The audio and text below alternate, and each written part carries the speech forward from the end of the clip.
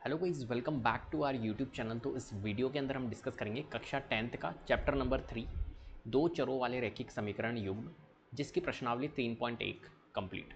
तो चलिए शुरू करते हैं क्वेश्चन नंबर फर्स्ट के साथ। प्रश्न 1 है हमारे पास, निम्न रैखिक समीकरण युग्म को प्रतिस्थापन विधि से हल करना है। अब देखो यहाँ पर अपने को कुछ समीकरण दी हुई है और इनके हल अपने को फाइंड करने हैं। जैसे यहाँ पर x है चर, y चर है, इनकी वैल्यू अपने को बतानी है कि इनके हल क्या होंगे, x की वैल्यू क्या होगी, y की वैल्यू क्या होगी। तो किस तरीके से यहाँ पर फाइंड किया जाता है, इस चीज़ को समझते हैं, कैसे निकालते हैं हल। तो देखो, एक प्रतिस्थापन विधि होती है हमारे पास में, है ना, और इस प्रतिस्थापन विधि की हेल्प से ही हमें क्या करने हैं, यहाँ पर इनके हल फाइंड करने हैं। तो फर्स्ट जो हमारा पार्ट है क्वेश्चन, वो क्या है हमारे पास में, देख लेते हैं। x प्लस वाई बराबर 14, एक्स प्लस वाई बराबर 14 है और x माइनस वाई बराबर हमारा क्या है, 4 है। अब इसका हमें प्रतिस्थापन विधि से एक तरह से यहाँ पर हल फाइंड करने हैं। हल फाइंड करना मतलब यहाँ पर जो x चर है और y चर है, इनकी अपने को क्या करनी है, वैल्यू फाइंड करनी है। सिंपल सी बात है। अब प्रतिस्थापन विधि क्या होती है, इस चीज़ को समझने की कोशिश करते हैं। जैसे यहाँ पर देखो, x प्लस वाई बराबर 14 है, तो इस वाली को मैं बोलूँगा कि ये समीकरण 1 हो गई और इसको बोल दूंगा, इस समीकरण को 2 बोल दूंगा, ये समीकरण सेकंड हो गई। अब अगर प्रतिस्थापन विधि का आप यूज़ कर रहे हो, तो प्रतिस्थापन विधि का यूज़ करने से पहले आपको कुछ चीज़ें पता होनी चाहिए। जैसे कि अगर आप किसी भी समीकरण की वैल्यू, जैसे ये पहली वाली समीकरण है, इस समीकरण से अगर आप किसी चर की वैल्यू निकाल रहे हो, जैसे यहाँ पर x प्लस वाई बराबर 14 है, ठीक है, तो हम क्या करेंगे, यहाँ पर एक चर की वैल्यू निकालेंगे। तो x प्लस वाई बराबर अगर 14 है, तो x की वैल्यू क्या हो जाएगी, 14। y को उधर भेज देंगे हम, तो y प्रतिस्थापित हो जाएगा एक तरह से, y को उधर भेजेंगे तो 14 माइनस वाई। तो x की वैल्यू कितनी आ गई हमारी, 14 माइनस वाई। अब ये जो x की वैल्यू 14 माइनस वाई आई है, इसको हम क्या करेंगे, सेकेंड वाली समीकरण में रख देंगे। सीधी सी बात है, ये होती है प्रतिस्थापन विधि। मतलब जिससे आप चर की वैल्यू निकालोगे, यहाँ पर हमने x प्लस वाई बराबर 14 से चर की वैल्यू निकाली है, तो इससे अगर चर की वैल्यू निकाली है, तो जो चर की वैल्यू निकली है उसको दूसरी वाली इक्वेशन में आपको क्या करना है, रखना है। ये कहती है प्रतिस्थापन विधि। ठीक है, समझ गए। तो पहली बात, अगर हम x प्लस वाई बराबर 14, अब आप कहोगे, एक मन में आपके क्वेश्चन आ रहा है कि चलो ठीक है सर, x प्लस वाई बराबर 14, तो इससे आपने चर की वैल्यू निकाली, x की वैल्यू 14 माइनस वाई। क्या हम सेकंड वाली जो समीकरण है, क्या इससे भी हम चर की वैल्यू निकाल सकते हैं। मतलब x माइनस वाई बराबर 4 है और x की वैल्यू हो जाएगी, y को उधर भेज देंगे तो 4 प्लस वाई हो जाएगी। तो क्या ये भी एक चर की वैल्यू हो गई और इस वाली चर की वैल्यू को हम रख सकते हैं, हाँ बिल्कुल रख सकते हो। अगर आप इससे चर की वैल्यू निकाल रहे हो, बहुत ध्यान से समझना, अगर आप इससे चर की वैल्यू निकाल रहे हो, इससे आपने चर की वैल्यू निकाली, तो इस चर की वैल्यू को आप किस में पुट करोगे, आप इसमें रखोगे। क्लियर है, आपको इसमें रखना होगा। इस x का मान जो है 4 प्लस वाई, वो समीकरण 1 में रखना पड़ेगा।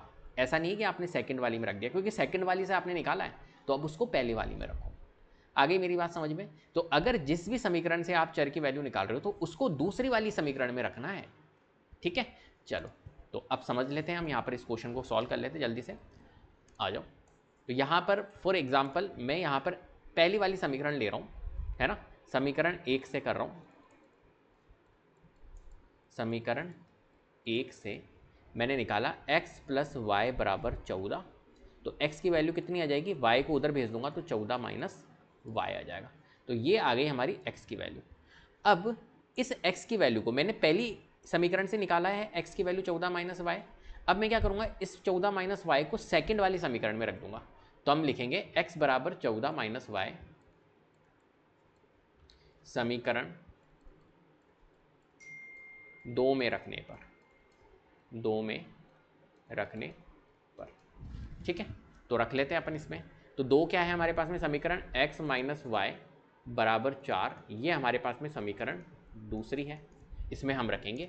तो देखो x की वैल्यू क्या थी, 14 माइनस वाई आई, तो इसको रख लेते हैं, x की जगह पे रख लेंगे। तो x जहाँ पर है वहाँ पर 14 माइनस वाई रख देंगे, ये रख दिया हमने। और यहाँ पर है माइनस वाई और बराबर में 4। ठीक है, अब देखो यहाँ पर 14 माइनस वाई और माइनस वाई क्या होगा, माइनस माइनस प्लस होता है ना। तो माइनस माइनस प्लस हो गया, तो क्या हो गया, एक तरह से माइनस का 2y हो गया, ये माइनस वाई माइनस 2y, है ना, y प्लस वाई 2y, और साइन जो आएगा वो माइनस का ही आएगा। और यहाँ पर है 4, 14 माइनस 2y बराबर 4। अब एक काम करते हैं, इसको सॉल्व करने के लिए माइनस 2y को उधर भेज दो, तो ये प्लस का 2y बन जाएगा, मतलब जो चर है वो प्लस में आ जाएगा। तो -2y को उधर भेज दिया 2y, और इस 4 को इधर ले आओ, तो ये 14 और ये 4 जो है ये इधर आ जाएगा, तो -4। ठीक है, अचर पद है ना ये, है ना, इसके पास में कोई चर नहीं है, तो ये अचर पद है। अचर पद को एक जगह ले आओ और चर पद को एक जगह ले जाओ। तो मैंने क्या करा, इस -2y को प्लस बनाने के लिए मैंने उधर भेज दिया और इस 4 को इधर लिया है, तो ये आ गई 2y, और 14 - 4 कितना हो गया हमारा 10। तो y की वैल्यू आ जाएगी 10 डिवाइडेड बाय 2, तो 5। तो y की वैल्यू हमारी कितनी निकल के आ रही है, 5 निकल के आ रही है। ठीक है, अब क्या हुआ यहाँ पर देखो, एक हमारे चर की वैल्यू आ गई है, y की वैल्यू 5। अब हमें x की भी वैल्यू निकालनी है, तो x की वैल्यू मैं कहाँ से निकालूंगा, तो x की वैल्यू देखो यहाँ से निकालूंगा, क्योंकि मुझे पता है x जो है वो बराबर है 14 - y के। बोलो पता है, तो मैं क्या करूँगा, यहाँ पर x की वैल्यू निकालने के लिए y की वैल्यू रख दूंगा 5। ठीक है, तो मैं लिखूंगा 14 - y था, और y बराबर 5 रखने पर, इस इक्वेशन में y बराबर 5 रखने पर, तो x is equal to 14 - y की जगह 5 रख दूंगा, तो x की वैल्यू कितनी आ जाएगी, 14 में से 5 लेस करूंगा तो 9 आ जाएगी। तो हमने निकाल ली है x की वैल्यू भी, x की वैल्यू 9 आई है, और y की वैल्यू कितनी आई है, यहाँ पर 5 आई है। ये लीजिए, ये अपने एक तरह से हल निकल गए इस समीकरण के। अब अगर आप इसको चेक करना चाहो कि ये हल मैंने सही निकाले या नहीं निकाले, तो आप चेक भी कर सकते हो। यहाँ पर देखो बोला है x + y है जो 14 के बराबर है, तो x में 9 पुट करो यहाँ पर, और y में 5 करो, तो 9 + 5 14 आ रहा है क्या, बिल्कुल आता है, तो 9 और 5 बिल्कुल सही है। और सेकेंड वाली समीकरण देखो, x - y बराबर 4 है, तो x में 9 रखोगे और y में 5 रखोगे, तो 9 - 5 4 आ रहा है क्या, बिल्कुल आ रहा है, तो ये सही है समीकरण। ये जो हल हमने निकाले हैं x और y के, वो बिल्कुल सही निकाले। ऐसे आप चेक भी कर सकते हो। ठीक है, इस तरीके से अपने को यहाँ पर इन क्वेश्चंस को सॉल्व करना है। चलो, तो ये कहती है हमारी प्रतिस्थापन समीकरण विधि। ठीक है, तो प्रतिस्थापन विधि का यूज करके हमने यहाँ पर समीकरणों के हल निकाले। चलो, अब सेकंड वाला पार्ट कर लेते हैं। सेकंड पार्ट क्या कह रहा है, सेकंड कह रहा है भैया s - t जो है वो बराबर है 3 के, और s डिवाइडेड बाय 3 और प्लस t डिवाइडेड बाय 2 बराबर है 6 के। ठीक है, अब यहाँ पर अगर आप देखो s - t बराबर है 3 के और s डिवाइडेड बाय 3 प्लस, तो आप कहोगे सर समीकरण ये वाली तो सही है, समीकरण 1 तो सही लग रही है, लेकिन समीकरण 2 जो है वो सही नहीं लग रही है, वो ऐसा लग रहा है जैसे नीचे आ रहा है हमारा, भिन्न में आ रही है ये चीज़ें। तो जब भी अगर भिन्न में आपके समीकरण हो, भिन्न में जब भी आपके समीकरण हो, तो वहाँ पर क्या करो, ये जो आपके हर है ना, इस हर को आप हटा सकते हो। क्या कर सकते हो, इन हर को हटाने का एक तरीका होता है। अब मैं बताता हूँ क्या तरीका होता है। जैसे यहाँ पर देखो हमारे पास में s डिवाइडेड बाय 3 है प्लस t डिवाइडेड बाय 2 है बराबर 6 है। अभी समीकरण अपने को क्या लग रही है, कठिन लग रही है, टफ लग रही है। अब क्यों टफ लग रही है, क्योंकि डिवाइडेड में हर में हमारे 3 होता है। अभी जैसे पहली वाली समीकरण आपको नजर आ रही है s - t बराबर 3, तो ये तो सिंपल लग रही है अपने को, लेकिन दूसरी वाली इक्वेशन थोड़ी टफ लग रही है। तो क्या करेंगे, इसको अपन को क्या बनाना पड़ेगा, ईजी बनाना पड़ेगा। टफ लग रही है ना, तो इसको ईजी बनाने के लिए, सरल बनाने के लिए हम क्या करेंगे, इसका सरलीकरण करेंगे, इसको सरल करेंगे। कैसे सरल कर सकते हैं, आप क्या करो, यहाँ पर 3 और 2 का एलसीएम लो। जो हर है आपके, यहाँ पर 3 है, यहाँ 2 है, और इस 6 के नीचे भी क्या है, इस 6 के नीचे 1 है एक तरह से। तो आप सबका एलसीएम ले लो, जितने भी हर है ना यहाँ पर, इनके सबके एलसीएम ले लो। तो 3, 2 और 1 का एलसीएम क्या आएगा, बताओ। एलसीएम क्या होता है हमारा, एलसीएम लीस्ट कॉमन मल्टीपल। ठीक है, एलसीएम मतलब एक ऐसी आपको वैल्यू बतानी है जो 3, 2 और 1 से डिवाइड होती है। छोटी से छोटी एक संख्या बतानी है जो 3 से भी डिवाइड होती है, 2 से भी डिवाइड होती है और 1 से भी डिवाइड होती है। आप बताओ कौन सी संख्या है। तो आप कहोगे सर 6 एक संख्या है, छोटी से छोटी संख्या है जो 3 से भी हो रही है, 2 से भी जा रहा है और 1 से भी जाएगा। तो 6 हमारा क्या आएगा, इस केस में एलसीएम आएगा। तो इस तरीके से आपको क्या करना है, एलसीएम निकालना है। ठीक है, चलो एलसीएम निकाल लिया। अब क्या करो, जो ये एलसीएम आया ना, इसको हर एक आपको क्या करना है पद से, ये s/3, s डिवाइडेड बाय 3 ये एक पद है, t/2 ये एक पद है, 6 जो है ये एक पद है ना। तो इनको सबको, हर एक पद को, जैसे यहाँ पर इसको, इसको और इसको, सबको आपको क्या करना है, 6 से गुणा करना है। तो मैंने 6 से गुणा कर दिया, ये 6 से इसको गुणा कर दिया, प्लस t डिवाइडेड बाय 2 6 से गुणा कर दिया, और इस 6 को भी मैंने 6 से गुणा कर दिया। सबको 6 से गुणा कर दो, कर दिया गुणा। अब देखो क्या होगा, 3 दूना 6, तो ये हो गया 2s। ठीक है, अब देखो आप, अभी देखना आपका ये जो हर था ना, ये क्या हो जाएगा, गायब हो जाएगा। ऐसे 2, 2 3 6, तो ये क्या हो गया, 3 × t 3t, और 6 छंजा 36। तो एक तरह से ये जो समीकरण है ये क्या हो गई हमारी, चेंज हो गई, 2s + 3t divide equal to 36। तो हम एक तरह से इस समीकरण की जगह क्या लिख सकते हैं, हम इस समीकरण को लिख सकते हैं 2s + 3t बराबर में 36। अब इस वाली समीकरण को आप सेकंड ना बोल के आप इस वाली समीकरण को बोलो कि ये वाली जो समीकरण है ये हो गई हमारी सेकंड समीकरण। क्या मेरी बात समझ में आ गई? हमने क्या किया, इस वाली समीकरण को क्या कर दिया, हल कर दिया, थोड़ा सरलीकरण कर दिया, इजी कर दिया। कैसे करते हैं, एलसीएम लेना है और हर एक पद को आपको उससे मल्टीप्लाई करना है, गुणा करना है। क्लियर है? क्योंकि देखो ये बहुत टफ है, अगर आप ऐसे लेके चलोगे ना तो बहुत दिक्कत आएगी आपको सॉल्व करने में। तो मैंने इसको सरल कर दिया पहले, अब आप इसको सॉल्व कर लो तो आपके लिए ज़्यादा अच्छा रहेगा। चलो तो अब इसको कैसे सॉल्व करेंगे अपन, इसको देख लेते हैं। देखो हम क्या करेंगे, पहली वाली जो अपने समीकरण है इससे अपन क्या करते हैं, प्रतिस्थापन विधि का यूज करेंगे। तो पहली वाली समीकरण से कर लेते हैं। तो समीकरण 1 से हम यहाँ पर निकाल लेते हैं चर की वैल्यू। तो समीकरण 1 से, ठीक है, निकाल ले चर की वैल्यू। तो देखो s - t बराबर में 3, ये आपको समीकरण 1 दे रखी है। तो s की वैल्यू निकल जाएगी, t को उधर भेज देंगे तो प्लस का हो जाएगा, तो t + 3, ये हमारी एक तरह से क्या निकल जाएगी, s की वैल्यू निकल जाएगी। s जो है वो t + 3 है, ठीक है। अब इस वाली वैल्यू को अपन को सेकंड में रखना है, तो हम लिखेंगे s = 3 + t, है ना, है ना। समीकरण किस में रखने पर, समीकरण किस में रखेंगे हम रखेंगे दूसरी में, क्योंकि पहली से हमने निकाला है s की वैल्यू, तो दूसरी में रखेंगे, तो समीकरण 2 में रखने पर, ठीक है। चलो भैया रख लेते हैं। तो समीकरण 2 है हमारे पास में 2s + 3t बराबर में 36, और हम यहाँ पर s की वैल्यू क्या रखेंगे, यहाँ पर s है वहाँ पर t + 3, तो 2 और s यहाँ पर है तो t + 3 हमने रखा, प्लस 3t बराबर में 36। तो देखो यहाँ पर 2 को गुणा करेंगे t से तो ये 2t हो जाएगा, और 2 को गुणा करेंगे 3 से तो ये 2 तिया 6 हो जाएगा। इस तरीके से गुणा करते हैं, पता होगा आपको, प्लस 3t बराबर में 36। अब 2t और 3t कितना हो जाएगा, ये दोनों तो क्या हो जाएंगे, सॉल्व हो जाएंगे। तो 2t + 3t हमारा हो जाएगा कितना, ये हो जाएगा हमारा 5t, और ये है 6 और ये है 36। तो 5t अपन एक काम करते हैं, इस 6 को उधर भेज देते हैं, तो 36 - 6, तो 5t की वैल्यू कितनी आ गई हमारी, 30। तो t की वैल्यू कितनी आ जाएगी, ये हो जाएगा एक तरह से सॉल्व होके 30 डिवाइडेड बाय 5 उधर जाएगा तो डिवाइड में जाएगा तो 6 आ जाएगी। तो t की वैल्यू हमारी कितनी आ गई है, 6। तो यहाँ पर हमने t की वैल्यू निकाल ली है, t जो है वो 6 है। अब देखो t की वैल्यू 6 निकल गई, तो क्या s की वैल्यू निकाल सकते हैं, हाँ s की भी, क्योंकि यहाँ पर जो चर चल रहे हैं वो कौन कौन से चल रहे हैं, एक तो s चल रहा है और एक t चल रहा है। तो s और t दोनों की वैल्यू निकालनी है, तो t की तो वैल्यू हम निकाल चुके हैं, s की वैल्यू कैसे निकालेंगे, s की वैल्यू यहाँ से निकालेंगे सर। s की वैल्यू जो है वो t + 3 है, s जो है वो t + 3 है, तो s की वैल्यू क्या निकल जाएगी, t में अपन 6 रख देंगे तो 6 + 3, तो s की वैल्यू हमारी कितनी आ गई, 9 आ गई। तो s भी हमारा निकल चुका है 9। इस तरीके से हमें क्या करना है, यहाँ पर इस चर की वैल्यू निकालनी है। तो हल निकाल दिया हमने, t 6 और s 9। आप चाहो तो यहाँ पर पुट करके भी देख सकते हो, देखो s में 9 रखो और t में 6 रखो, तो 9 - 6 3 आता है क्या, हाँ आता है। और ऐसे ही सेकंड वाली में भी आप चेक कर सकते हो। तो ये बिल्कुल इसका क्या होगा, हल होगा, ठीक है। चलो भैया सेकंड वाला पार्ट कंप्लीट हो गया। अब चलते हैं हम थर्ड पार्ट की ओर, आ जाओ। थर्ड पार्ट है 3x - y बराबर में 3 है। इसको बोल देते हैं भैया ये समीकरण 1 है, और ये वाली समीकरण जो है 9x - 3y = 9, इसको बोल देते हैं ये समीकरण सेकंड है, ठीक है। चलो ये तो हमारे को सरल समीकरण दिख रही है, इसमें तो कोई परेशानी नहीं है।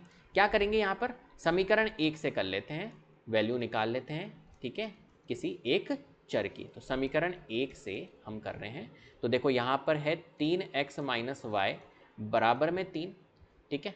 तो एक काम करते हैं, 3x को उधर भेज देते हैं या y को उधर भेज देते हैं, एक चर की वैल्यू निकल जाएगी यहाँ पर। तो एक काम करते हैं, देखो अब भेजने का तरीका भी आपको पता होना चाहिए, किसकी वैल्यू अपन यहाँ पर निकालें। देखो इसको समझाता हूँ मैं, यहाँ पर है 3x - y बराबर में 3 है, बोलो है या नहीं। अब अगर मैं इसको y को उधर भेजूँ, सोचना, तो ये 3x रह जाएगा और ये y उधर जाके 3 + y हो जाएगा। फिर अब क्या करूँगा मैं, अब इस x की वैल्यू निकालूंगा, तो x यहाँ रहेगा 3 + y, और इस 3 को उधर भेजूंगा तो यहाँ पर गुणा में है, और गुणा जब अपनी साइड चेंज करता है, प्रतिस्थापित होता है, तो किस में जाता है, भाग में जाता है। तो ये 3 उधर जाके भाग में जाएगा, तो अब आप देखो x की वैल्यू क्या आ रही है, 3 + y डिवाइडेड बाई 3। थोड़ी सी ऐसी लग रही है ना, टफ लग रही है ना, है ना, कठिन लग रही है ना। इससे अच्छा होगा कि आप ऐसे प्रतिस्थापित ना करो, और आप कैसे करो, इसी सिचुएशन को आप ऐसे समझने की कोशिश करो। देखो ये 3x - y बराबर में 3 था। अब समझना, देखो आप क्या करो, -y को उधर भेज दो, तो क्या होगा यहाँ पर +y हो जाएगा, और इस 3 को इधर ले आओ, तो ये हो जाएगा 3x - 3। अब देखो ये आसान लग रहा है या नहीं लग रहा है, बाय y चर की वैल्यू निकल गई 3x - 3। ये आसान लग रहा है या ये आसान लग रहा है? हालांकि आप इसको भी रख सकते हो, कोई दिक्कत नहीं है, आंसर आएगा आपका, लेकिन ये देखो थोड़ा सा टफ लगेगा। आप इसमें जब रखोगे वैल्यू तो हो सकता है आपकी कैलकुलेशन गड़बड़ हो जाए। लेकिन देखो y की वैल्यू अगर आपने निकाल ली, मतलब y को उधर भेज दिया, प्लस में बन गया, और y की वैल्यू आ गई 3, और 3 को इधर भेज दिया, 3x - 3 आ गई। तो ये कितना आसान लग रहा है, लग रहा है आसान, तो ये ज़्यादा अच्छा होगा। ठीक है, तो अपन y की वैल्यू 3x - 3, तो इस तरीके से अपन यहाँ पर करेंगे प्रतिस्थापित। तो यहाँ पर अपन कर लेते, y को उधर भेज देते और 3 को इधर ले आते, तो 3x - 3 आ गया, राइट। चलो, तो ये आ गई हमारी वैल्यू, एक तरह से समीकरण, इसको सॉल्व किया हमने जब, तो यहाँ पर y की वैल्यू निकाल ली। अब हम क्या करते हैं, y की वैल्यू हमने किससे, एक फर्स्ट इक्वेशन से निकाली है, समीकरण से निकाली है, तो सेकंड में पुट करेंगे। तो हम कर देते हैं y = जो 3x - 3 आई है, इसको क्या करते हैं, समीकरण किस में रखेंगे हम, समीकरण हम रखेंगे 2 में, समीकरण 2 में रखने पर, ठीक है। तो समीकरण 2 में रख लेते हैं, तो हमारे पास में है 3x, y बराबर है 3x - 3। तो समीकरण 2 हमारे पास में क्या है, 9x - 3y = 9, ठीक है। और y की वैल्यू 3x - 3 है, तो 9x - 3, और y की वैल्यू मैंने रखी 3x - 3 = 9। तो 9x - 3 into 3x 9x, -3 into -3 plus का 9 बराबर में 9। 9x - 9x कितना होगा हमारा, बताइए। तो 9x में से 9x लेस करोगे तो कुछ भी नहीं बचेगा, ये तो कट जाएगा, सॉल्व हो गया। और 9 यहाँ पर आ रहा है और यहाँ पर भी 9 आ रहा है।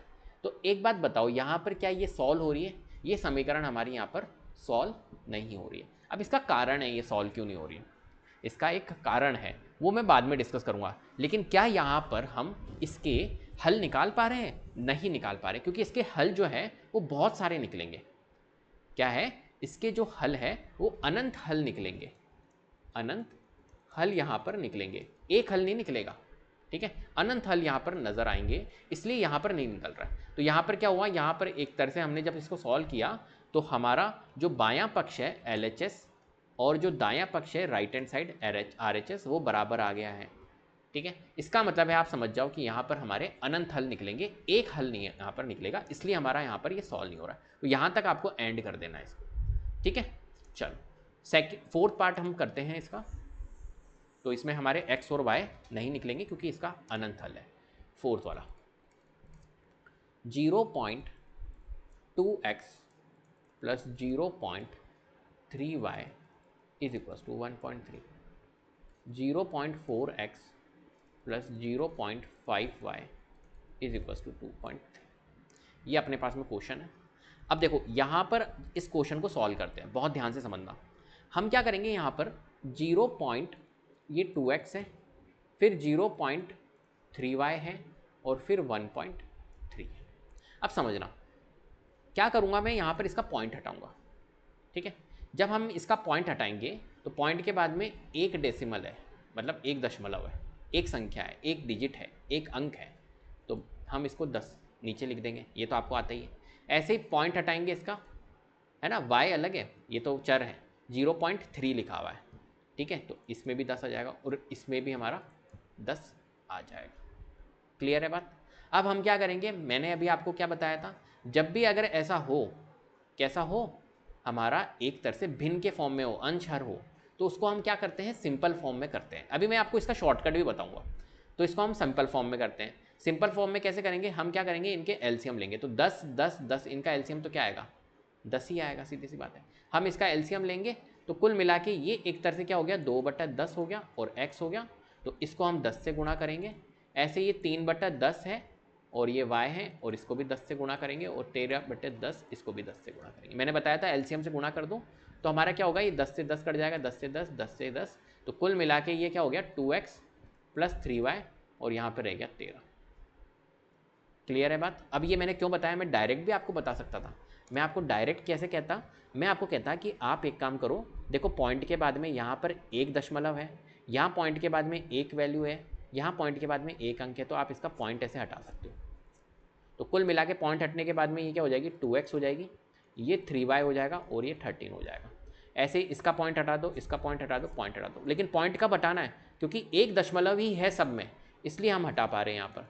लेकिन अगर 1 दशमलव नहीं होता, मान के चलो ये अगर ऐसा होता 0.2x प्लस 0.03y है ना, इज इक्वल्स टू 0.113, इस तरीके से होता।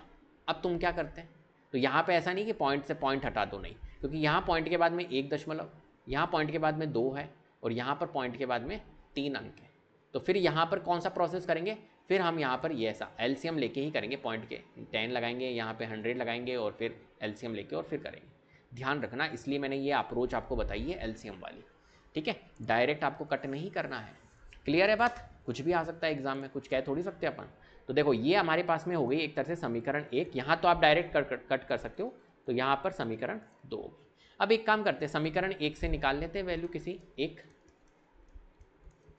समीकरण 1 से, ठीक है। तो हमारे पास में है 2x plus 3y is equals to में 13, ये हमारे पास में समीकरण 1 है। तो 2x की वैल्यू हमारी निकल जाएगी, 3y को उधर भेज देते हैं, तो ये हो जाएगा 13 माइनस 3y, और x की वैल्यू अगर हम निकालेंगे तो 13 माइनस 3y, और 2 उधर आके ट्रांसपोज हो, मतलब एक तरह से प्रतिस्थापित होगा, तो 2 डिवाइड में आ जाएगा क्योंकि यहाँ गुणा में। तो यहाँ पर x की वैल्यू निकल गई हमारी 13 माइनस 3y डिवाइडेड बाय 2, ठीक है। अब क्या करेंगे सर हम, अब हम इस वैल्यू को, हमने पहली वाली इक्वेशन से, पहली वाली समीकरण से वैल्यू निकाली है, समीकरण है ना x की वैल्यू, तो हम इस वाली वैल्यू को, ये जो हमारा आया है x is equal to 13 minus 3y, इसको समीकरण 2 में रखेंगे। तो हम लिख लेते हैं x is equal to 13 minus 3y upon 2 समीकरण 2 में रखने पर, ठीक है। तो रख लेते हैं, तो 2 क्या है हमारे पास में, 4x समीकरण है, 4x plus 5y is equal to 23। चलो तो देखो 4x जहाँ पर है वहाँ पर लिखेंगे 13 माइनस 3y डिवाइडेड बाय 2 और प्लस में 5y और 23, ठीक है। अब देखो 2 एकम 2, 2 दूनी 4, और 2 को गुणा करेंगे पूरे 13 माइनस 3y से, और प्लस 5y बराबर में 23। 2 गुणा 13 कितना होगा, 26, 2 गुणा 3 कितना होगा, 3 दूनी 6, 6y प्लस 5y बराबर में 23, ठीक है। अब देखो, अब इसको आगे अपन सॉल्व करेंगे, कहाँ पर सॉल्व करें, यहीं पे कर लेते हैं, इसको हटा देता हूँ मैं, ठीक है। अब समझना, हमारे पास में क्या आया है, 26 माइनस 6y प्लस 5y बराबर में 23, यह आया है। माइनस 6y और प्लस 5y कितना होगा, जल्दी से बताओ, माइनस का y होगा, माइनस प्लस माइनस होता है, तो 6 में से 5 गए, एक y, और माइनस की वैल्यू बढ़ी है तो माइनस y, और बराबर में 23, और माइनस y को आप उधर भेज दो तो ताकि प्लस में बन जाए, और इस 23 को इधर ले आओ, माइनस में आ जाएगा। तो y की वैल्यू कितनी आ जाएगी, 26 माइनस 23 3। क्या मेरी बात समझ में आई, y की वैल्यू 3 आ गई। अब y की वैल्यू जब हमारी 3 आ गई है तो हम क्या करेंगे, x की वैल्यू फाइंड करेंगे। तो y की वैल्यू तो आ गई है हमारी 3, और x की वैल्यू हम यहाँ पर पुट कर लेंगे, यहाँ पर। तो x की वैल्यू कैसे निकलेगी, 13 माइनस 3y डिवाइड बाय 2 से, तो 13 माइनस 3 y में पुट कर दूंगा मैं 3 डिवाइडेड बाय 2, तो x की वैल्यू कैसे निकल जाएगी, 13 माइनस 3 3 9 डिवाइडेड बाय 2, तो x की वैल्यू 13 में से 9 गए 4, 4 डिवाइड बाय 2, तो x की वैल्यू हमारी कितनी निकल रही है, 2 निकल रही है। तो ये हमने यहाँ पर एक तरह से इसके हल निकाल लिए, x जो होगा वो 2 होगा, y जो होगा वो 3 होगा, ठीक है।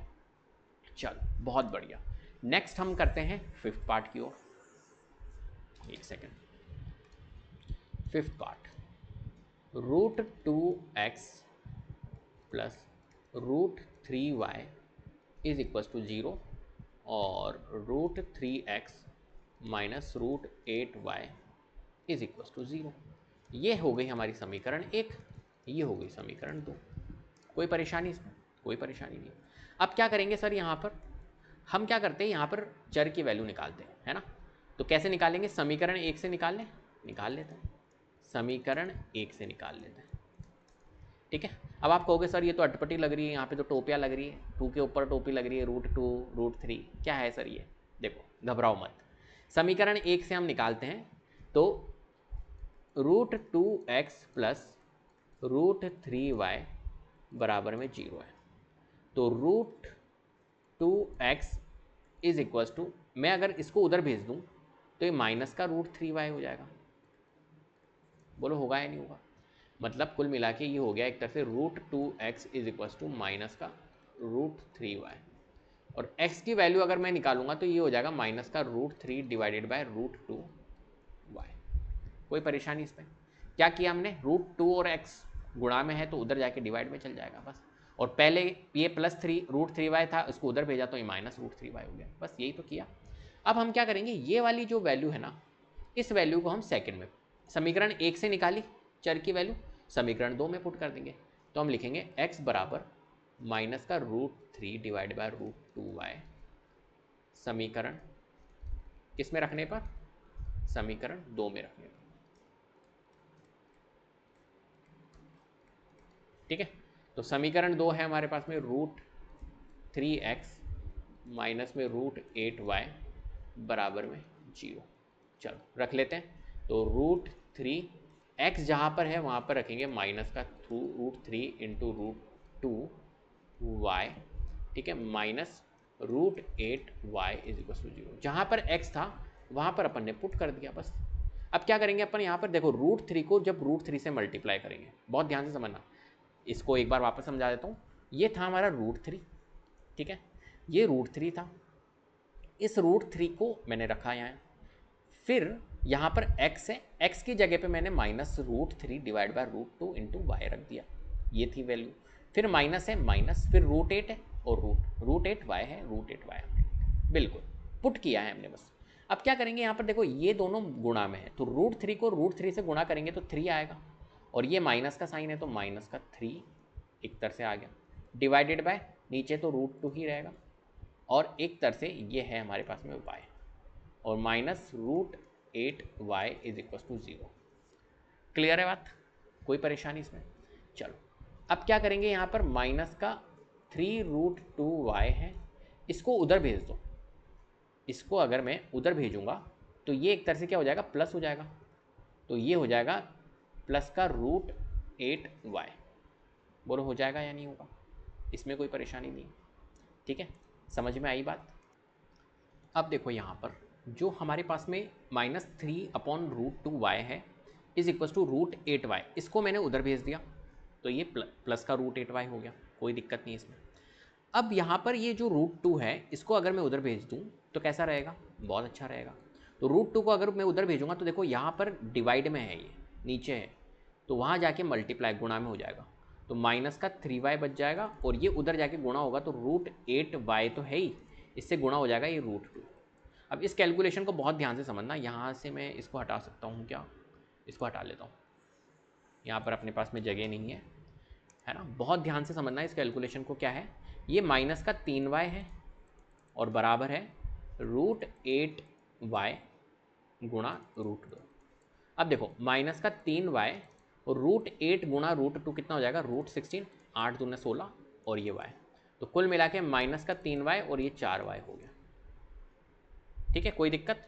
इस -3y को उधर भेज दो, तो 4y -3y को उधर भेजोगे तो ये 3y हो जाएगा, और इधर क्या रह गया, 0 रह गया, तो कुल मिला के 4y प्लस 3y बराबर 0 आया आपका, तो 7y बराबर 0, तो y की वैल्यू कितनी आ जाएगी, 0 बार डिवाइड बाय 7, इस 7 को उधर ले जाओगे तो डिवाइड में चल जाएगा, तो y की वैल्यू आ गई 0 डिवाइड बाय 7, जो कि होगा y की वैल्यू 0 ही होगी, 0 डिवाइडेड बाय 7 0 ही होता है, तो 0 आ गई, y की वैल्यू 0 आ गई। अब हम क्या निकाल सकते हैं, x की भी वैल्यू निकाल सकते हैं। x की वैल्यू कहाँ से निकालेंगे, यहाँ से, तो देखो x बराबर है -√3 डिवाइडेड बाय √2, और y की वैल्यू 0 पुट करेंगे तो 0, तो जब 0 से किसी भी वैल्यू को गुणा किया जाता है तो 0 आता है, तो x भी 0 आ गया, तो इस केस में हमारा क्या आएगा, x 0 आएगा और y भी हमारा 0 आएगा, तो इसके हल निकल गए हमारे, x 0 होगा और y भी हमारा क्या होगा, 0 होगा।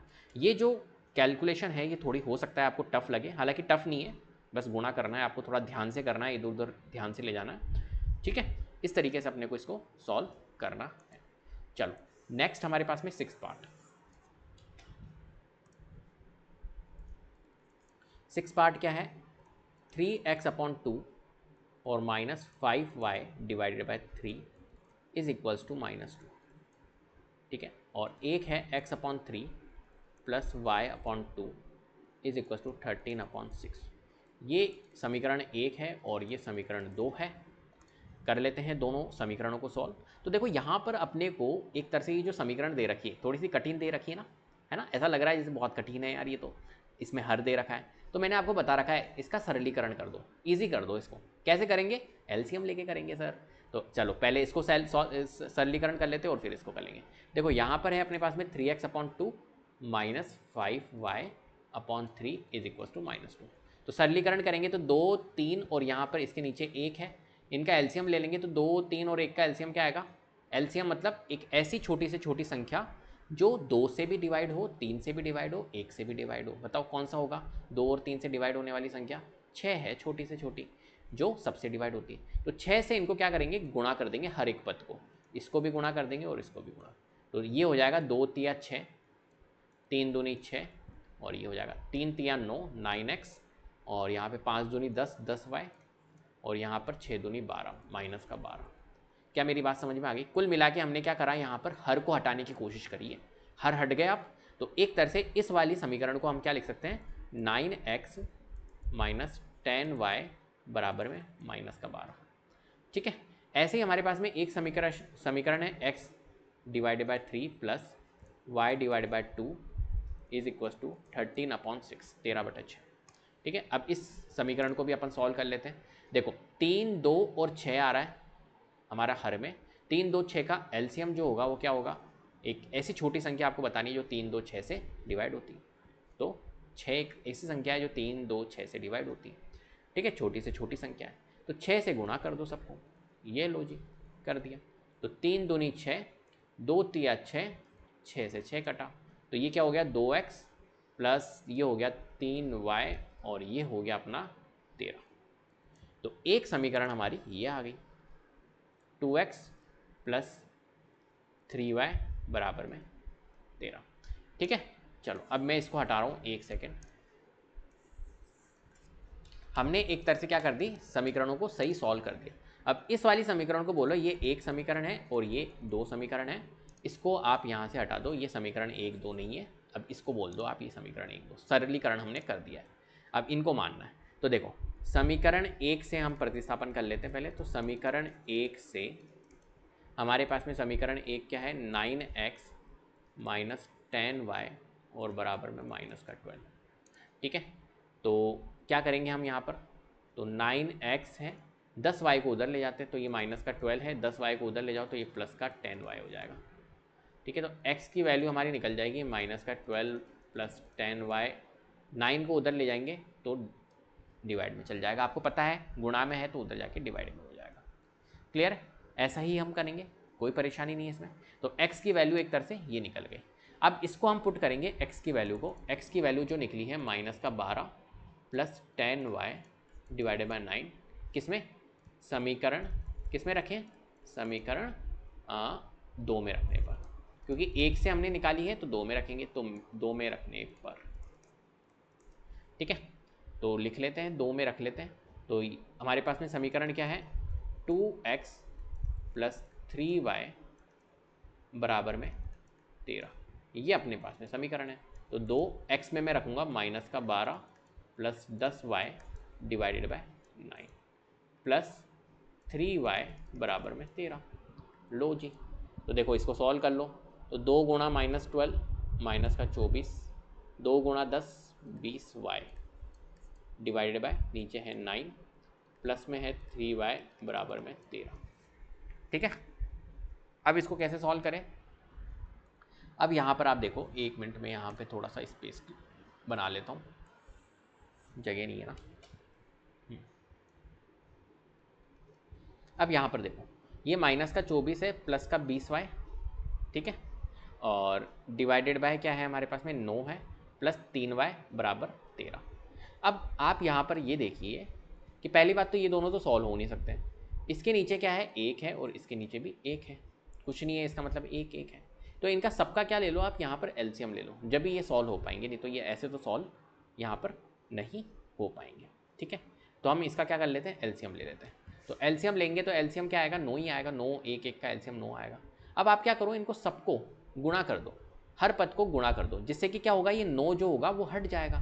तो हम क्या करेंगे, गुणा कर देंगे। तो माइनस का 24 प्लस 20y डिवाइडेड बाय क्या था, 9। इस पद को हम 9 से गुणा कर देंगे, प्लस 3y है, इसको भी हम 9 से गुणा कर देंगे, और बराबर में 13 है, इसको भी 9 से गुणा कर देंगे। ठीक है, अब देखो 9 से 9 करा तो यहाँ पर बच गया माइनस का 24 प्लस 20y, और 9 तिया 27y, और यहाँ पे 13 नाम 117। ठीक है, तो 20y और 27y तो हमारा होता है 47y, माइनस 24 को उधर भेज दो, ये 47y, और माइनस 24 को उधर भेजा तो ये प्लस का 24। तो 47y 117 और 24, 7 4 11, और 2 और 1 3, 131 आ रहा है। ठीक है, चलो अब देखो यहाँ पर, अब थोड़ी सी मेरे को जगह बनानी पड़ेगी, यहाँ पे बना लेते हैं, एक काम करते हैं, यहाँ तक बना लेते हैं, ये समीकरण तो अभी काम आएगी। अब 47y जो है वो बराबर आया है 131 के, तो y की वैल्यू हम निकाल सकते हैं 131, 47 को उधर भेजेंगे तो डिवाइड में जाएगा, इधर गुणा में है तो कितनी बार जा रहा है, 3 बार जा रहा है, तो y बराबर आ गया हमारा 3। अब x की वैल्यू हमारे को दी हुई है -12 प्लस 10y डिवाइड बाय 9, तो यहाँ पर अपन पुट कर लेंगे तो x निकल जाएगा। तो x निकलेगा हमारा कैसे, -12 प्लस 10y, तो y में 3 पुट करूँगा, 10 तिया 30 हो जाएगा, डिवाइडेड बाय 9। अब बताओ यहाँ पर -12 और प्लस 30 कितना होता है, 30 में से 12 घटाओ 18, डिवाइड बाय 9, 9 दूनी 18। तो x की वैल्यू कितनी आ गई, 2। तो हमारी दोनों वैल्यू आ चुकी है, x की वैल्यू 2 आई है और y की वैल्यू हमारी 3 आई है। ये लो जी, इसके हल क्या होंगे हमारे, x बराबर 2 और y बराबर 3। ठीक है, इस तरीके से अपने को इस क्वेश्चन को सॉल्व करना था। कितना लेंथी था ये क्वेश्चन, राइट। चलो नेक्स्ट क्वेश्चन की ओर चलते हैं। नेक्स्ट क्वेश्चन है अपने पास में 2x plus 3y is equal to 11 और 2x minus 4y is equal to -24 को हल कीजिए और इससे m का वह मान ज्ञात कीजिए जिसके लिए y बराबर है mx प्लस 3। ठीक है, ये अपने को बताना है। बहुत आसान क्वेश्चन होते हैं इस टाइप के, बहुत इजी। इसने कहा है, देखो पहली बात तो समीकरण लिख लो, ये जो समीकरण दी हुई है वो कौन कौन सी दी हुई है, 2x प्लस 3y बराबर में 11, एक समीकरण तो ये है, और एक समीकरण है 2x माइनस 4y बराबर में माइनस का 24। ये दो समीकरण है, इन दोनों समीकरणों को अपने को हल करना है। जब इनको हम हल करेंगे, हल क्यों करते हैं हम समीकरण को, जिससे कि उनके चर के पद निकाल ले, जो चर है वो निकाले। तो चर क्या है यहाँ पर, x और y है, तो x और y हम यहाँ पर निकाल लेंगे, पहला काम। तो हल करने पर हमारे को x और y मिल जाएंगे। ठीक है, अब x y मिलने पे क्या होगा, m का वह मान आपको ज्ञात करना है जिसके लिए y बराबर है mx प्लस 3। तो हमारे को जो x और y मिलेगा तो हम यहाँ पर पुट कर देंगे, y की जगह y पुट कर देंगे और x की जगह x पुट कर देंगे। तो उससे क्या होगा, हमारे को m का मान मिल जाएगा, और m का आपको मान ही यहाँ पर बताना है। समझ गए क्या करेंगे अपन, तो देखो अपन प्रतिस्थापन विधि का यूज़ कर लेते हैं यहाँ पर। ठीक है, तो कैसे करेंगे यहाँ पर, देखो सबसे पहली बात इसको बोल देते हैं ये समीकरण 1 है और इसको बोल देते समीकरण 2 है, बोल दिया। अब यहाँ पर अपने पास में समीकरण 1 से कर लेता हूँ मैं, समीकरण 1 से जो समीकरण 1 है 2x प्लस 3y बराबर में 11, तो 2x इस 3y को उधर ले जाऊँ तो 11 माइनस 3y हो जाएगा। तो x की वैल्यू कितनी निकल जाएगी, 2 को उधर भेजूंगा मैं तो किस में जाएगा, डिवाइड में जाएगा, क्योंकि यहाँ गुणा में है। ठीक है, अब ये वाली जो x की वैल्यू आई है इसको हम क्या करेंगे, समीकरण 1 से हमने ये वैल्यू निकाली चर की x की वैल्यू, तो इसको किस में पुट करेंगे, सेकंड में पुट करेंगे। ये मैंने आपको बताया था प्रतिस्थापन विधि में। ठीक है, तो अपन क्या करेंगे, समीकरण x बराबर जो हमारा आया है 11 माइनस 3y डिवाइड बाय 2, किस में रखेंगे इसको, समीकरण 2 में रखने पर, 2 में रखने पर। तो समीकरण 2 क्या है जल्दी से बताओ, समीकरण 2 ये है, लिख लेते हैं। तो 2x माइनस 4y बराबर में माइनस का 24, ये अपने पास में समीकरण 2 है। कोई परेशानी इसमें, कोई परेशानी नहीं। तो 2x में हम क्या करेंगे, रख लेंगे तो 11 माइनस 3y डिवाइड बाई 2 और माइनस का 4y बराबर में माइनस का 24। ये लो, तो 2 से तो 2 हमारा कट रहा है, तो यहाँ पर तो 11 माइनस 3y है और माइनस का 4y बराबर में माइनस 24। ठीक है, इसको कर लेते हैं, माइनस 3y और माइनस 4y माइनस का 7y, तो ये माइनस का 7y और यहाँ पर माइनस का 24। अब क्या करेंगे अपन, यहाँ पर देखो ये माइनस का 7y है, एक काम करते हैं इसको प्लस कर लेते हैं, या यहीं पे रहने दो कोई दिक्कत नहीं है। ये माइनस का 7y है, 11 को उधर भेज दो तो माइनस का 24, अचर अचर पद जो है उसको एक तरफ, चर पद को एक तरफ, तो 11 को उधर भेज दो, ये अचर पद है तो अचर पद के पास भेज दो, तो ये माइनस का 11 हो जाएगा। तो माइनस 7y कितना हो जाएगा, माइनस 24 और माइनस 11, माइनस माइनस प्लस होता है, तो 24 प्लस 11 करोगे तो 35 आएगा और वैल्यू माइनस की आएगी। अब क्या होगा हमारा, माइनस से माइनस तो रिड्यूस हो रहा है सर, हाँ बिल्कुल हो रहा है, इसको आगे यहाँ सॉल्व कर लेते हैं। तो 7y बराबर में 35 आया है, तो y की वैल्यू कितनी आ जाएगी 35, 7 को उधर भेजेंगे तो डिवाइड में जाएगा, तो 7 5 35, तो y की वैल्यू हमारी कितनी आ गई है 5। अब बताओ मेरे को, y की वैल्यू हमने निकाल ली, क्या x की निकाल सकते हैं, हाँ सर निकाल सकते हैं। कैसे निकालेंगे सर, यहाँ से निकालेंगे, x बराबर 11 माइनस 3y है, तो x की वैल्यू है 11 माइनस 3 और y की वैल्यू 5 पुट कर देंगे यहाँ पर, तो 3 इंटू 5 कितना हो जाएगा हमारा 15, 3 पंजो 15 डिवाइडेड बाय 2। अब देखो 11 माइनस 15 कितना होता है हमारा, माइनस का 4 होता है ना, प्लस माइनस माइनस होता है, तो 15 में से 11 लेस करेंगे 4, वैल्यू माइनस की आएगी क्योंकि माइनस की वैल्यू बढ़ी है, तो माइनस का 4 डिवाइड बाय 2, तो कितना आ जाएगा माइनस का 2। तो हमारा क्या आ गया, एक तरह से x तो आ गया है माइनस का 2 और y आ गया है एक तरह से 5। ठीक है, अब हमें निकालना क्या था, y is equal to mx plus 3 निकालना था, तो हमें एक तरह से x और y पता चल गया। अब निकाल लेते काम की बात, काम की बात क्या थी, y is equal to mx plus 3, हमें तो ये निकालना था सर। तो x हमारा कितना आया है, तो हम यहाँ पे पुट कर लेंगे, ऐसे लिख लेंगे, putting x is equal to -2 and y is equal to 5। ठीक है, तो y की जगह पे हम पुट करेंगे 5 is equal to m, x की जगह पे -2 और +3, तो 5 is equal to m into -2, देखो ये m गुणा में -2 है, तो m गुणा होगा -2 से, तो माइनस का 2m और यहाँ पर है अपने पास में प्लस का 3।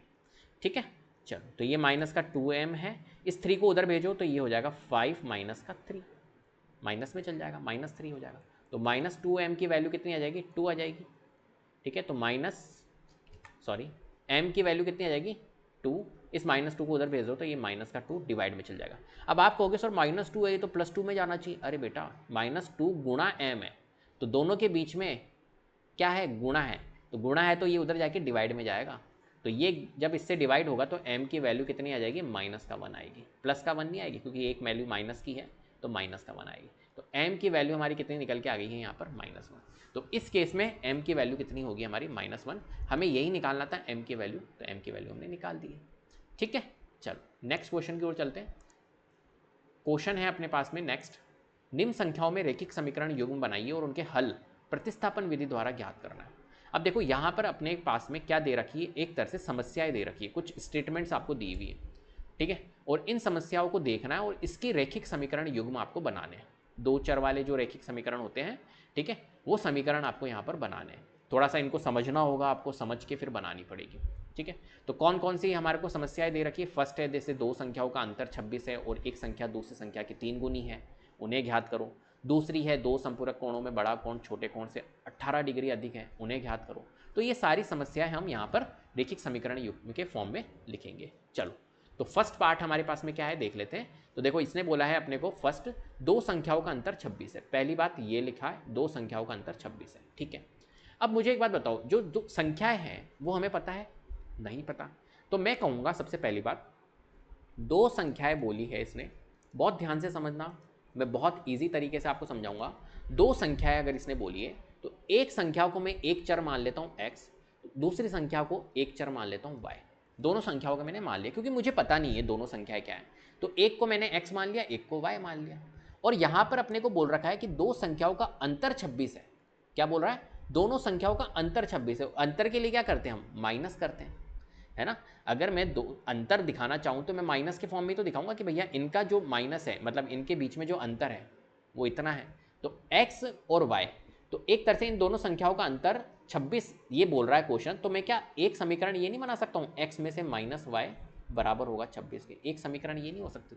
अब आपके मन में एक प्रश्न आ रहा होगा क्या कि सर x माइनस वाई बराबर 26 बोला, ये भी तो हो सकता है y माइनस एक्स बराबर 26। तो मैंने कहा हाँ बिल्कुल ये भी हो सकता है, ये भी लिख सकते हो। लेकिन देखो ध्यान रखना, मैं x माइनस वाई अगर 26 लिख रहा हूं तो इसमें हमारी ये वाली जो संख्या है ये बड़ी संख्या हो जाएगी और ये वाली हमारी छोटी संख्या हो जाएगी।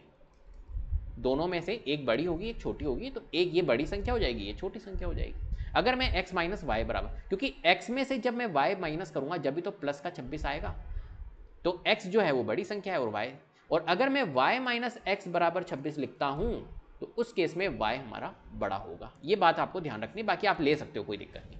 चलो नेक्स्ट, एक समीकरण तो हम ये बना लेंगे, और एक इसने बोला है और एक संख्या दूसरी संख्या की 3 गुनी है। क्या बोला?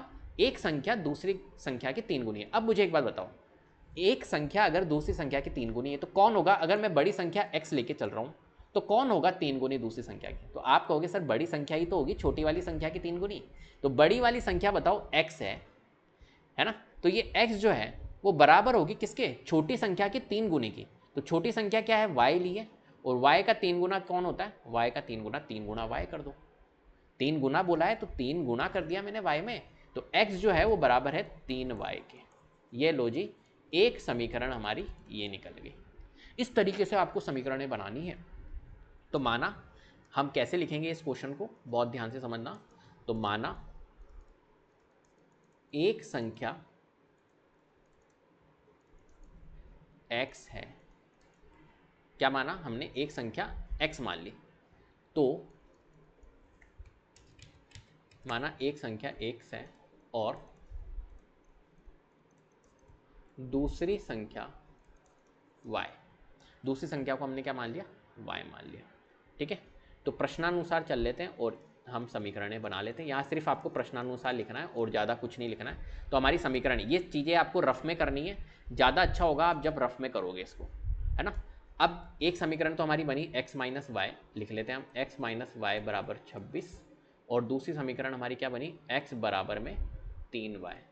ये पहली समीकरण हो गई, इसको बोल दो, और दूसरी समीकरण ये हो गई, बोल दो। बोल दिया हमने, चलो बहुत बढ़िया। अब क्या करेंगे हम यहाँ पर? सीधी सी बात है, प्रतिस्थापन विधि का यूज़ करेंगे।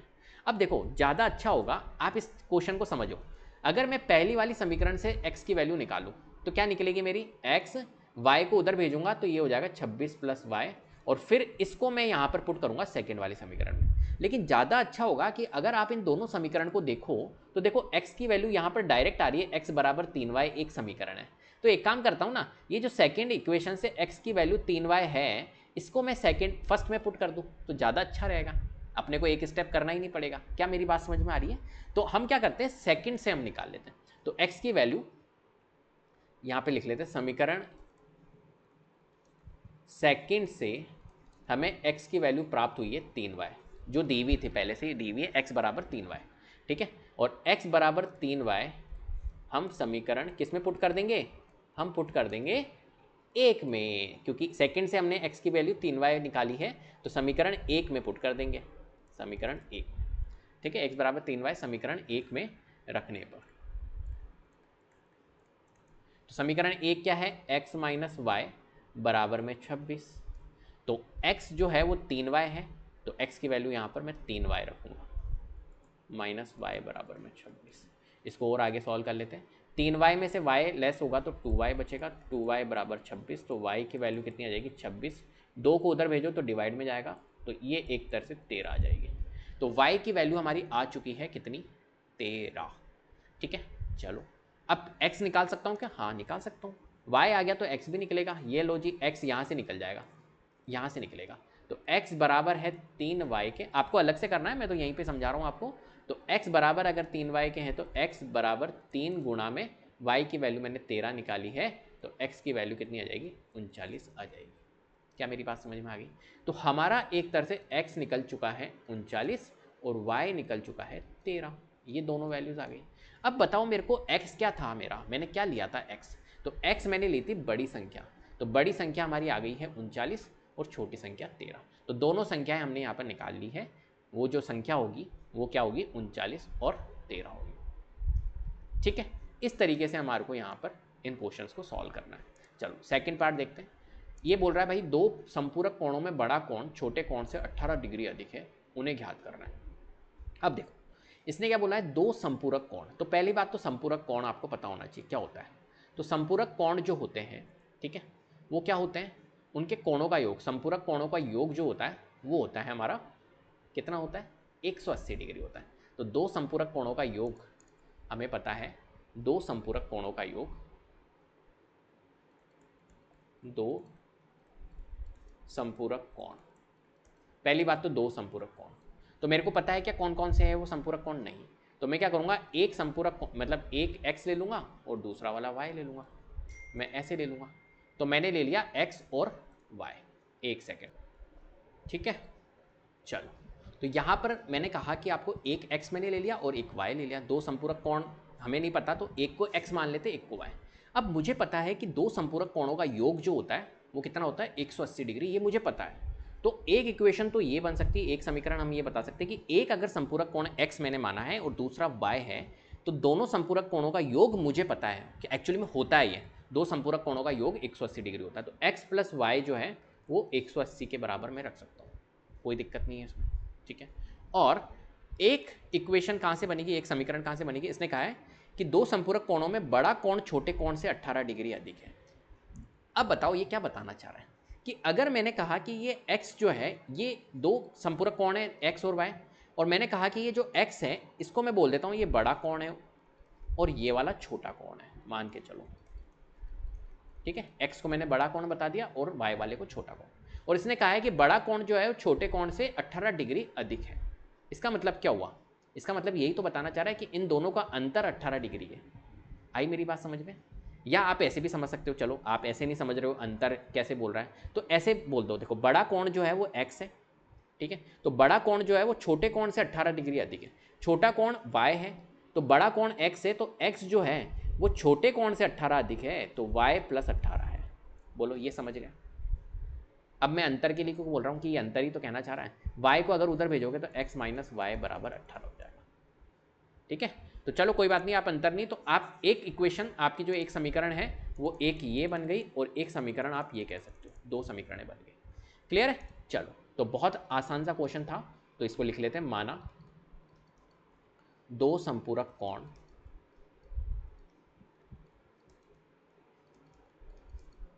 x और y है, दो संपूरक कोण जो है वो x और y है, ठीक है। तो दो संपूरक कोण x और y है और हम जानते हैं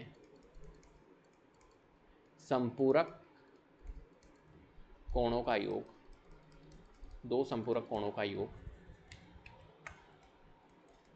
जो होता है वो 180 डिग्री होता है, ठीक है। तो हम कह देते हैं जो x प्लस वाई होगा वो 180 डिग्री के बराबर होगा, ठीक है। और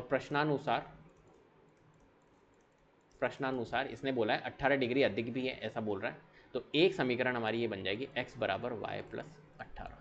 तो इसको बोल देते हैं ये समीकरण 1 है और ये बोल देते हैं समीकरण 2 है, ठीक है। अब क्या करेंगे यहाँ पर देखो, ये जो समीकरण 2 है x बराबर वाई प्लस 18 है ना, अब इसमें आपको दिमाग लगाना है, हम प्रतिस्थापन विधि का यूज़ कर रहे हैं। तो देखो पहली वाली जो समीकरण है, क्या इससे x की वैल्यू निकालूं या y की वैल्यू निकालूं? नहीं, क्योंकि देखो सेकंड वाली समीकरण में डायरेक्ट दी हुई है x बराबर वाई प्लस 18। तो एक काम करते हैं ना, इसी को ही हम एक में रख देते हैं। तो समीकरण 2 से पहले तो x की वैल्यू निकल रही है हमारी, तो लिख लेते हैं समीकरण 2 से जो है x बराबर जो है वो y प्लस 18 मिला, और x बराबर y प्लस 18 को हम किस में रखेंगे, समीकरण 1 में रखने पर, 1 में रख देंगे।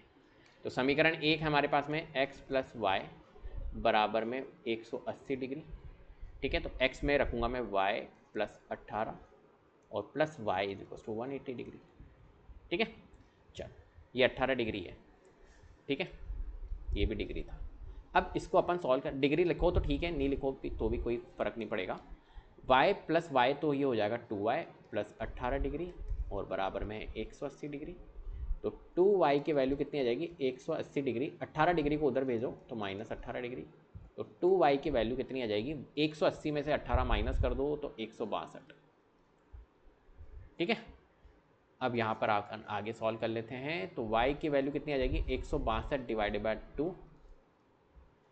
तो y की वैल्यू हमारी आ गई 2 8 16 2 एकम 2, 81 डिग्री। तो y हमारा आ चुका है 81 डिग्री। तो y कौन सा था, हमने लिया था छोटा वाला कोण, तो y की वैल्यू आ गई है हमारी 81 डिग्री। अब x भी निकल जाएगा। x कैसे निकलेगा, x निकलेगा हम यहाँ से निकाल सकते हैं। x जो है वो y प्लस 18 है, x जो है वो y प्लस 18 है। तो y की वैल्यू 81 डिग्री हमने निकाली है, तो x निकल चुका है 81 प्लस 18, तो x की वैल्यू निकल जाएगी 8 9 8 99 डिग्री। तो x हमारा निकल गया 99 डिग्री। क्लियर है बात। तो दोनों की हमने यहाँ पर क्या निकाल ली है, कोण निकाल लिए। दोनों संपूरक कोण कौन कौन से थे, x और y थे। x की वैल्यू हमने 99 निकाली है 99, और y की वैल्यू 81। ठीक है, चलो नेक्स्ट थर्ड पार्ट। थर्ड है, एक क्रिकेट टीम के कोच ने 7 बल्ले तथा 6 गेंद 3800 में खरीदी। बाद में उसने 3 बल्ले तथा 5 गेंदें 1750 में खरीदी। प्रत्येक बल्ले और प्रत्येक गेंद का मूल्य अपने को यहाँ पर ज्ञात करना है। बहुत ध्यान से समझना। एक क्रिकेट टीम है, उसके कोच ने 7 बल्ले और 6 गेंद 3800 रुपये में खरीदी। अब मान के चलिए, इस चीज़ को समझना। देखो, मैं आपको चॉकलेट के माध्यम से समझाने की कोशिश करता हूँ। मैं आपको कहता हूँ कि यार 5 चॉकलेट, 5 टॉफ़ी लेके आओ। क्या लेके आओ, 5 टॉफ़ी लेके आओ। और एक टॉफ़ी की कीमत, एक जो टॉफ़ी है उसकी कीमत मान के चलो आपको 2 रुपीज़ की है, 2 रुपये की है। एक टॉफ़ी की कीमत 2 रुपये है।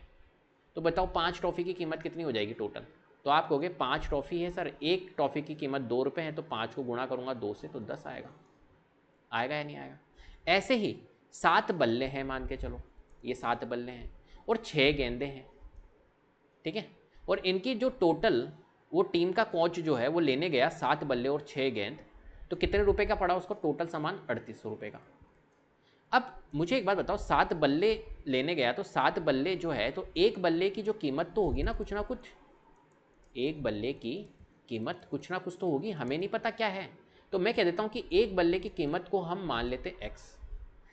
ठीक है, तो बताओ 7 बल्ले की कीमत कितनी हो जाएगी टोटल। जैसे मैंने एक टॉफी की कीमत 2 रुपये बताई आपको, तो 5 टॉफी की कीमत आपने कहा 5 गुणा 2 कर दो सर 10। ऐसे ही अगर एक बल्ले की कीमत मैंने बोल दिया x है, तो 7 बल्ले की कीमत कितनी हो जाएगी, तो आप कहोगे 7 गुणा x कर दो, तो 7 इंटू एक्स 7x। ऐसे ही मेरे को क्या गेंद की कीमत पता है, 6 गेंद की कीमत नहीं पता, एक गेंद की कीमत नहीं पता, तो 6 गेंद की कैसे होगी। तो मैं कह देता हूं कि एक गेंद की कीमत, मैं मान लेता हूं कि एक गेंद की कीमत आपको मैंने बोल दिया y है, y रुपए है। तो एक गेंद की कीमत अगर y रुपए है, तो 6 गेंद की कितनी हो जाएगी, जैसे टॉफी वाला था 6y हो जाएगी। और दोनों का कीमत टोटल 3800 रुपये है, तो इन दोनों को क्या कर दोगे, प्लस कर दोगे। तो 7x प्लस 6y बराबर 3800, ये एक समीकरण बन जाएगी। क्या समीकरण बनाना आ गई। मैं बहुत आसान तरीके से आपको समझाने की कोशिश करता हूँ। ठीक है, तो 7x प्लस 6y बराबर में 3800 हमारी एक तरह से समीकरण बन चुकी है। ठीक है, तो एक तरह से हम यहाँ पर क्या करेंगे, बल्ले की कीमत और गेंद की कीमत को, एक बल्ले की कीमत और एक गेंद की कीमत को अपन क्या कर लेंगे, यहाँ पर मान लेंगे x है और y है, और फिर उसके अकॉर्डिंग हम यहाँ पर समीकरण बनाए। ऐसे ही देखो यहाँ पर बोल रखा है इसने, उसने 3 बल्ले तथा 5 गेंदें 1750 में खरीदी। अब बताओ क्या बनेगी इक्वेशन। तो 3 बल्ले खरीदे, बल्ले की कीमत x है, तो 3x हो जाएगी टोटल कीमत, और 5 गेंदें हैं तो 5, और y, एक गेंद की कीमत y है तो 5y, और टोटल बिल कितना बना भैया 1750 का। ये लो जी, दूसरी समीकरण बन गई। ठीक है, समझ गए मेरी बात। चलो तो बना लेते हैं यहाँ पर एक बल्ले की कीमत, और एक तरह से हम गेंद की कीमत ले लेते हैं यहाँ पर। ठीक है, तो यहाँ लिख लेते हैं अपन। तो माना, तो देखो क्वेश्चन को करने का यही तरीका होता है, सबसे पहले रफली करो, मेरा यही अप्रोच है। जब भी ये जो समीकरण वाले क्वेश्चन होते हैं, समीकरण बनानी होती है, उसमें जो समस्याएं होती हैं उनकी समीकरण बनानी होती है, तो मैं यही करता हूँ, पहले रफली करता हूँ और फिर सॉल्व। तो माना हम कहते हैं, माना एक गेंद, एक बल्ले की कीमत x रुपए और एक गेंद की कीमत जो है वो y रुपए है। ये हमने मान लिया। चलो अब देखो, तो प्रश्नानुसार चल लेते बस, और कुछ नहीं करना है आपको। प्रश्नानुसार हम चलेंगे यहाँ पे। प्रश्नानुसार तो क्या बनी हमारी जो समीकरण बनी, 7x + 6y वो बराबर है 3800 के, और 3x प्लस में 5y वो बराबर है 1750 के। ठीक है, ये प्रश्नानुसार लिखना जरूरी है ताकि आपके टीचर को समझ में आए कि अच्छा प्रश्नानुसार प्रश्न के अकॉर्डिंग फिर इन्होंने ये इक्वेशन समीकरण बनाई है। इसको बोल देते हैं ये समीकरण 1 है, और 1 सेकेंड, ठीक है, और इसको हम बोल देते हैं ये समीकरण हमारी क्या हो गई, एक तरह से 2 हो गई। पहली बात, समीकरण 1 समीकरण 2। अब बहुत ध्यान से समझना, देखो अपन क्या करते हैं यहाँ पर प्रतिस्थापन विधि का यूज कर लेते हैं। तो समीकरण 1 से हम निकाल लेते चर की वैल्यू, x की वैल्यू। समीकरण 1 से 7x + 6y बराबर में है 3800, तो 7x 3800 और 6y को उधर भेजेंगे तो माइनस का 6y, तो x की वैल्यू कितनी आ जाएगी, 3800 माइनस में 6y और डिवाइडेड बाय 7। आ गई x की वैल्यू, ये लो जी, यहाँ पे लिख लेते हैं, ये x की वैल्यू आ गई। ठीक है, कोई परेशानी नहीं है। चलो बहुत बढ़िया। अब क्या करेंगे, इस वाली को हम यहाँ से हटा देते हैं, थोड़ा सा स्पेस बना लेता हूँ।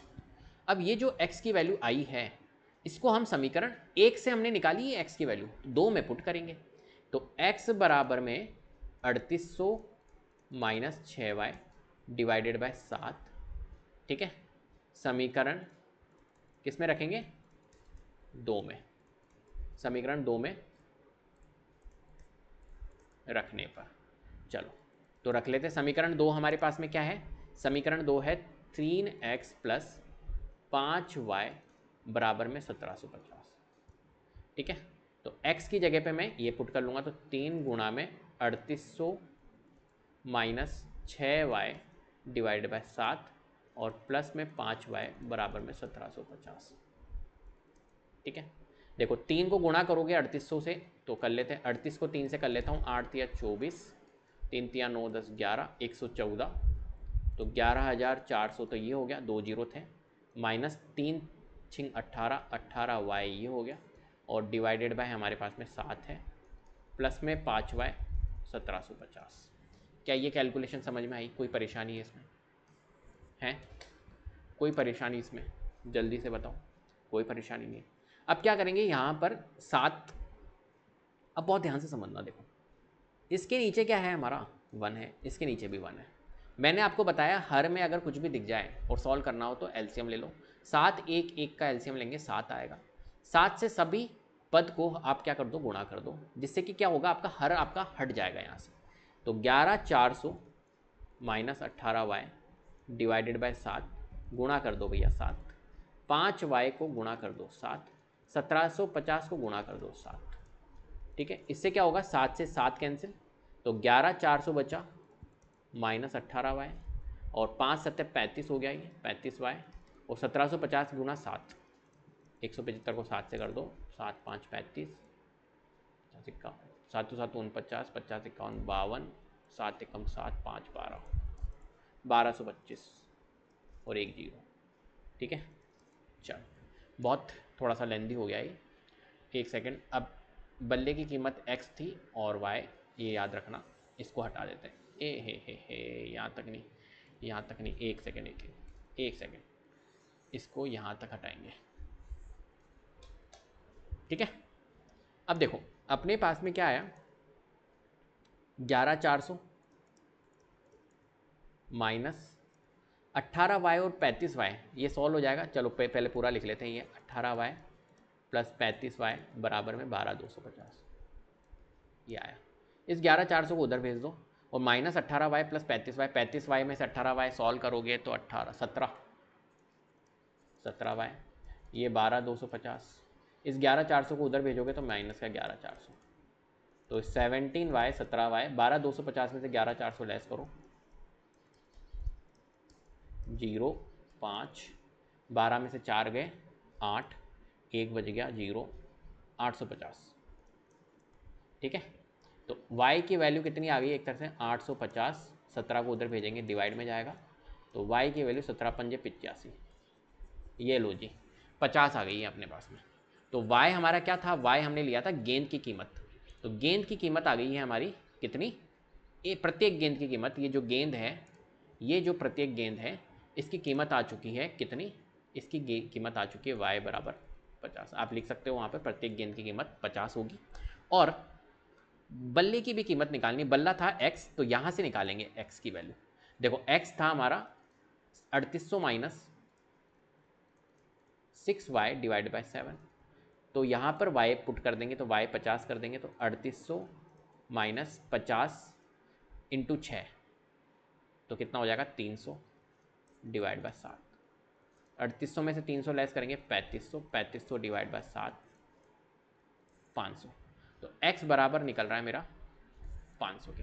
तो एक बल्ले की कीमत 500 थी और एक गेंद की कीमत हमारी क्या थी, 50 थी।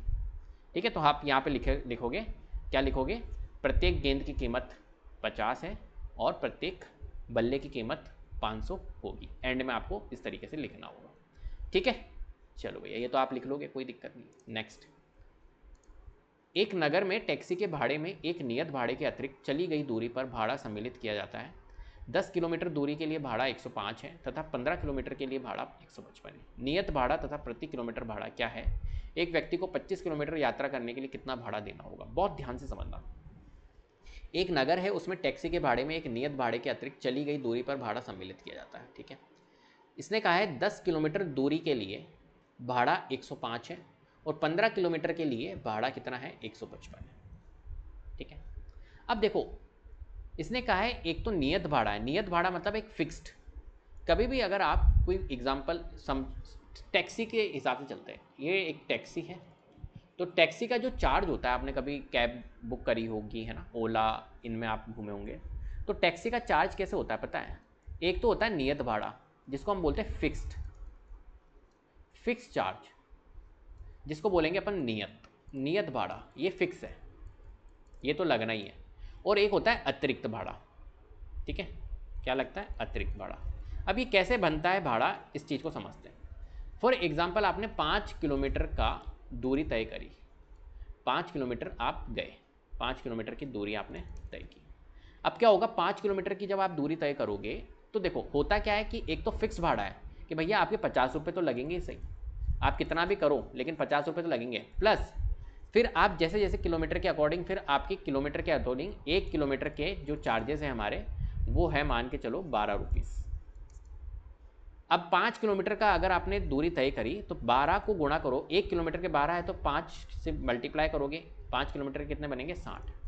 तो 60 रुपये तो ये बनेंगे और 50 रुपये ये फिक्स है, ये नियत भाड़ा है। तो टोटल कितना रुपये बनेगा, 110 रुपये बनेगा आपका भाड़ा। ऐसे बनता है भाड़ा टैक्सी का। आई बात समझ में? तो एक तो क्या होता है, नियत भाड़ा होता है, और एक होता है आप जितना दूरी तय करोगे उसके अकॉर्डिंग आपका भाड़ा लगेगा। अब आप अगर इस सिचुएशन को समझोगे तो देखो नियत भाड़ा क्या है, फिक्स है। पहली बात, नियत भाड़ा क्या है, फिक्स है। और अगर फिक्स है तो अपन इसको कह देते हैं फिक्स हो जा भैया, अपन इसको ले लेंगे x रुपीज़ जो है वो नियत भाड़ा है। और जो अतिरिक्त भाड़ा है, जो अतिरिक्त भाड़ा है, तो उसके लिए भी कह देंगे कि अतिरिक्त भाड़ा जो पर किलोमीटर है वो y रुपीज़ है। पर किलोमीटर जो हमारा अतिरिक्त भाड़ा है वो y रुपीज़ है। अब मेरे को एक बात बताओ, अगर y रुपीज़ पर किलोमीटर है और अगर 10 किलोमीटर मैंने दूरी तय करी तो अतिरिक्त भाड़ा कितना हो जाएगा? तो आप कहोगे y रुपये 1 किलोमीटर के, तो 10 किलोमीटर के कितने हो जाएंगे? वही चॉकलेट वाला एग्जाम्पल, एक चॉकलेट की कीमत अगर मैं कहता हूँ 5 रुपये है तो 10 चॉकलेट की कीमत कितनी होगी? तो आप कहोगे 5 गुणा 10 करो सर, 50 रुपये होगी। तो ऐसे ही अगर अतिरिक्त भाड़ा y रुपीज़ अगर 1 किलोमीटर की कॉस्ट है, एक सेकेंड, y रुपये अगर 1 किलोमीटर की कॉस्ट है, पर किलोमीटर है, तो 10 किलोमीटर की कितनी हो जाएगी? 10 को गुणा कर दोगे y से तो 10y बन जाएगा। और ये x तो नियत भाड़ा है, ये तो बनेगा ही बनेगा, तो x प्लस 10y बन जाएगा, ये पूरा भाड़ा बन जाएगा। आई बात समझे? और इसकी जो कॉस्ट है वो जो भी दे रखी है उसके अकॉर्डिंग अपन यहाँ पर बना लेंगे। देखो यहाँ पर बोल रखा है 10 किलोमीटर दूरी के लिए भाड़ा 105 है, तो ये तो x तो फिक्स रहेगा और 10 गुणा y बराबर में क्या बन जाएगी 105। तो ये बन जाएगी हमारी ऐसी इक्वेशन।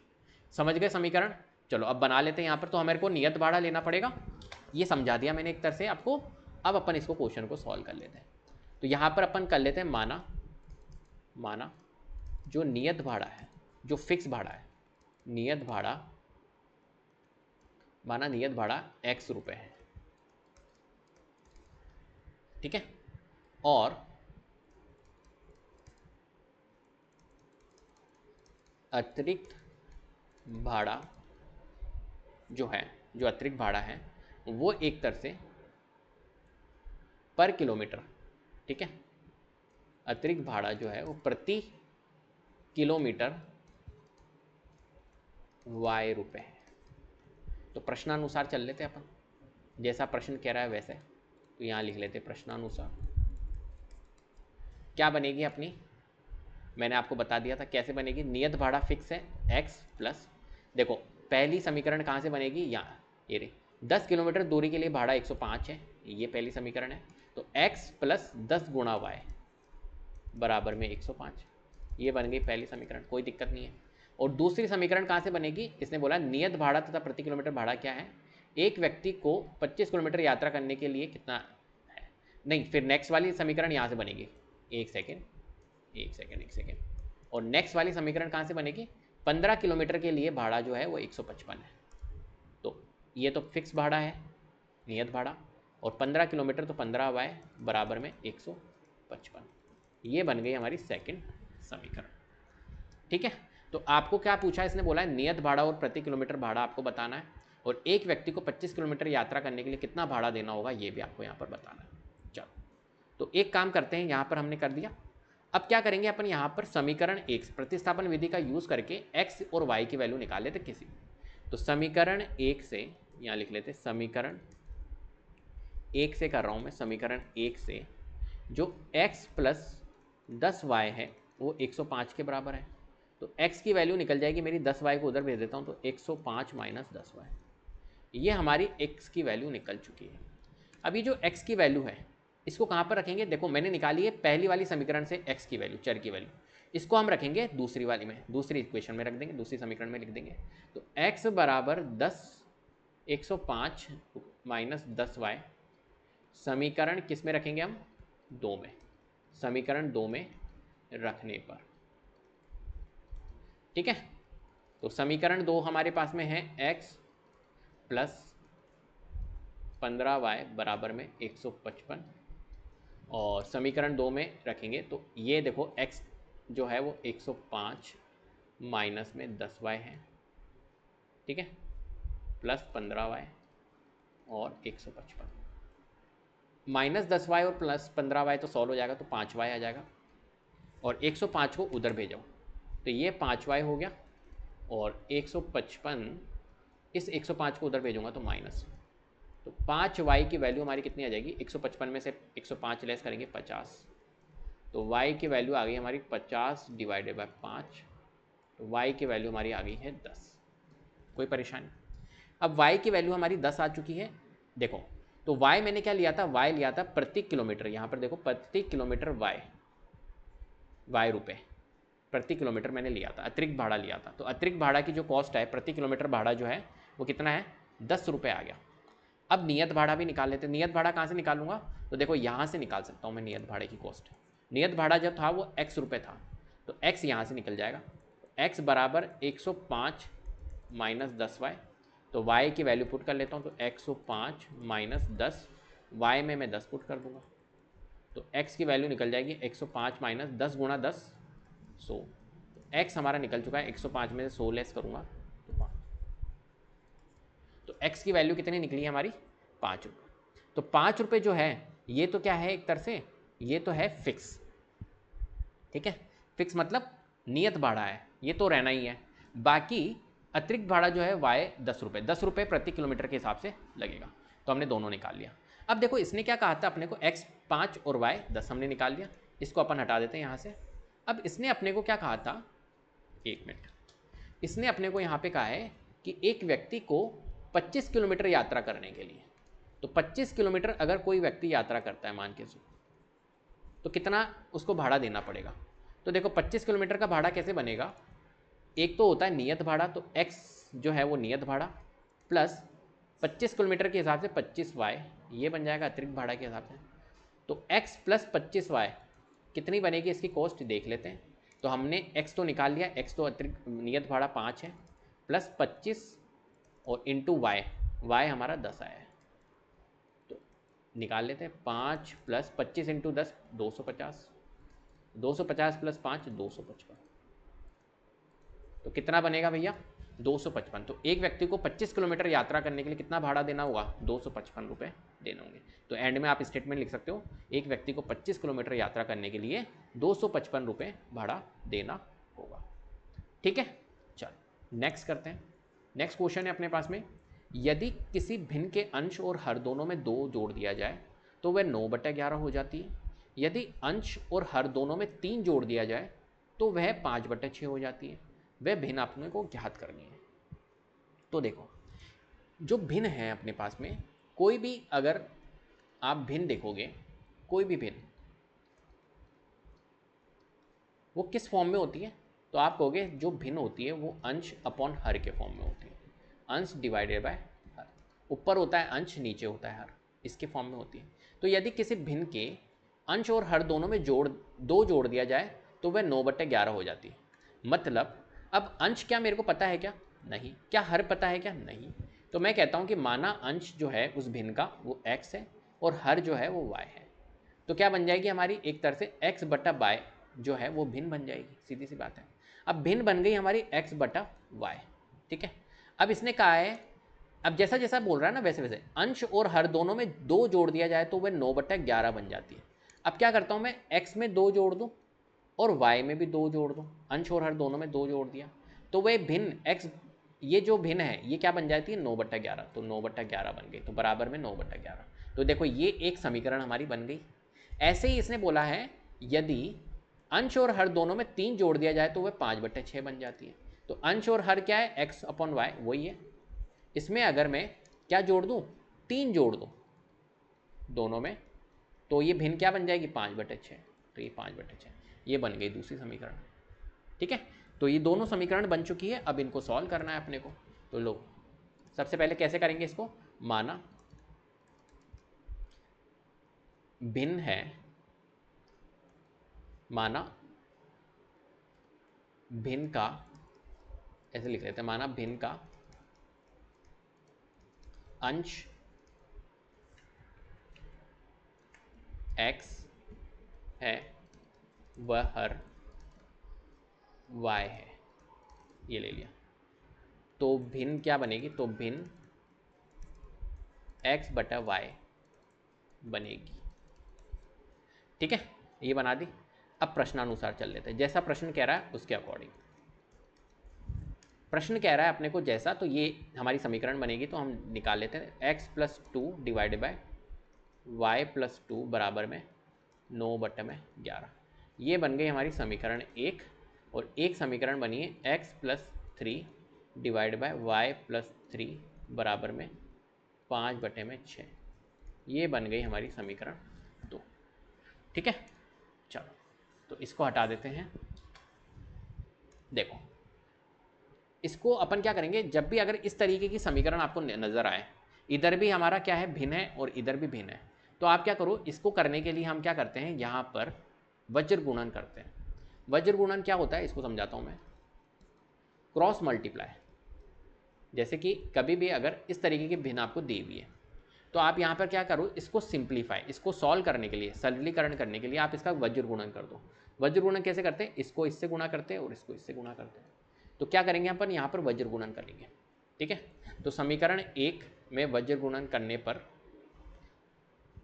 क्या होगा, 11 गुणा होगा x+2 से और 9 गुणा होगा पूरे y+2 से। तो ये क्या हो जाएगी, सिंपल हो जाएगी। तो 11 गुणा x 11x, 11 गुणा 2 22, 9 गुणा y 9y, 9 गुणा 2 18।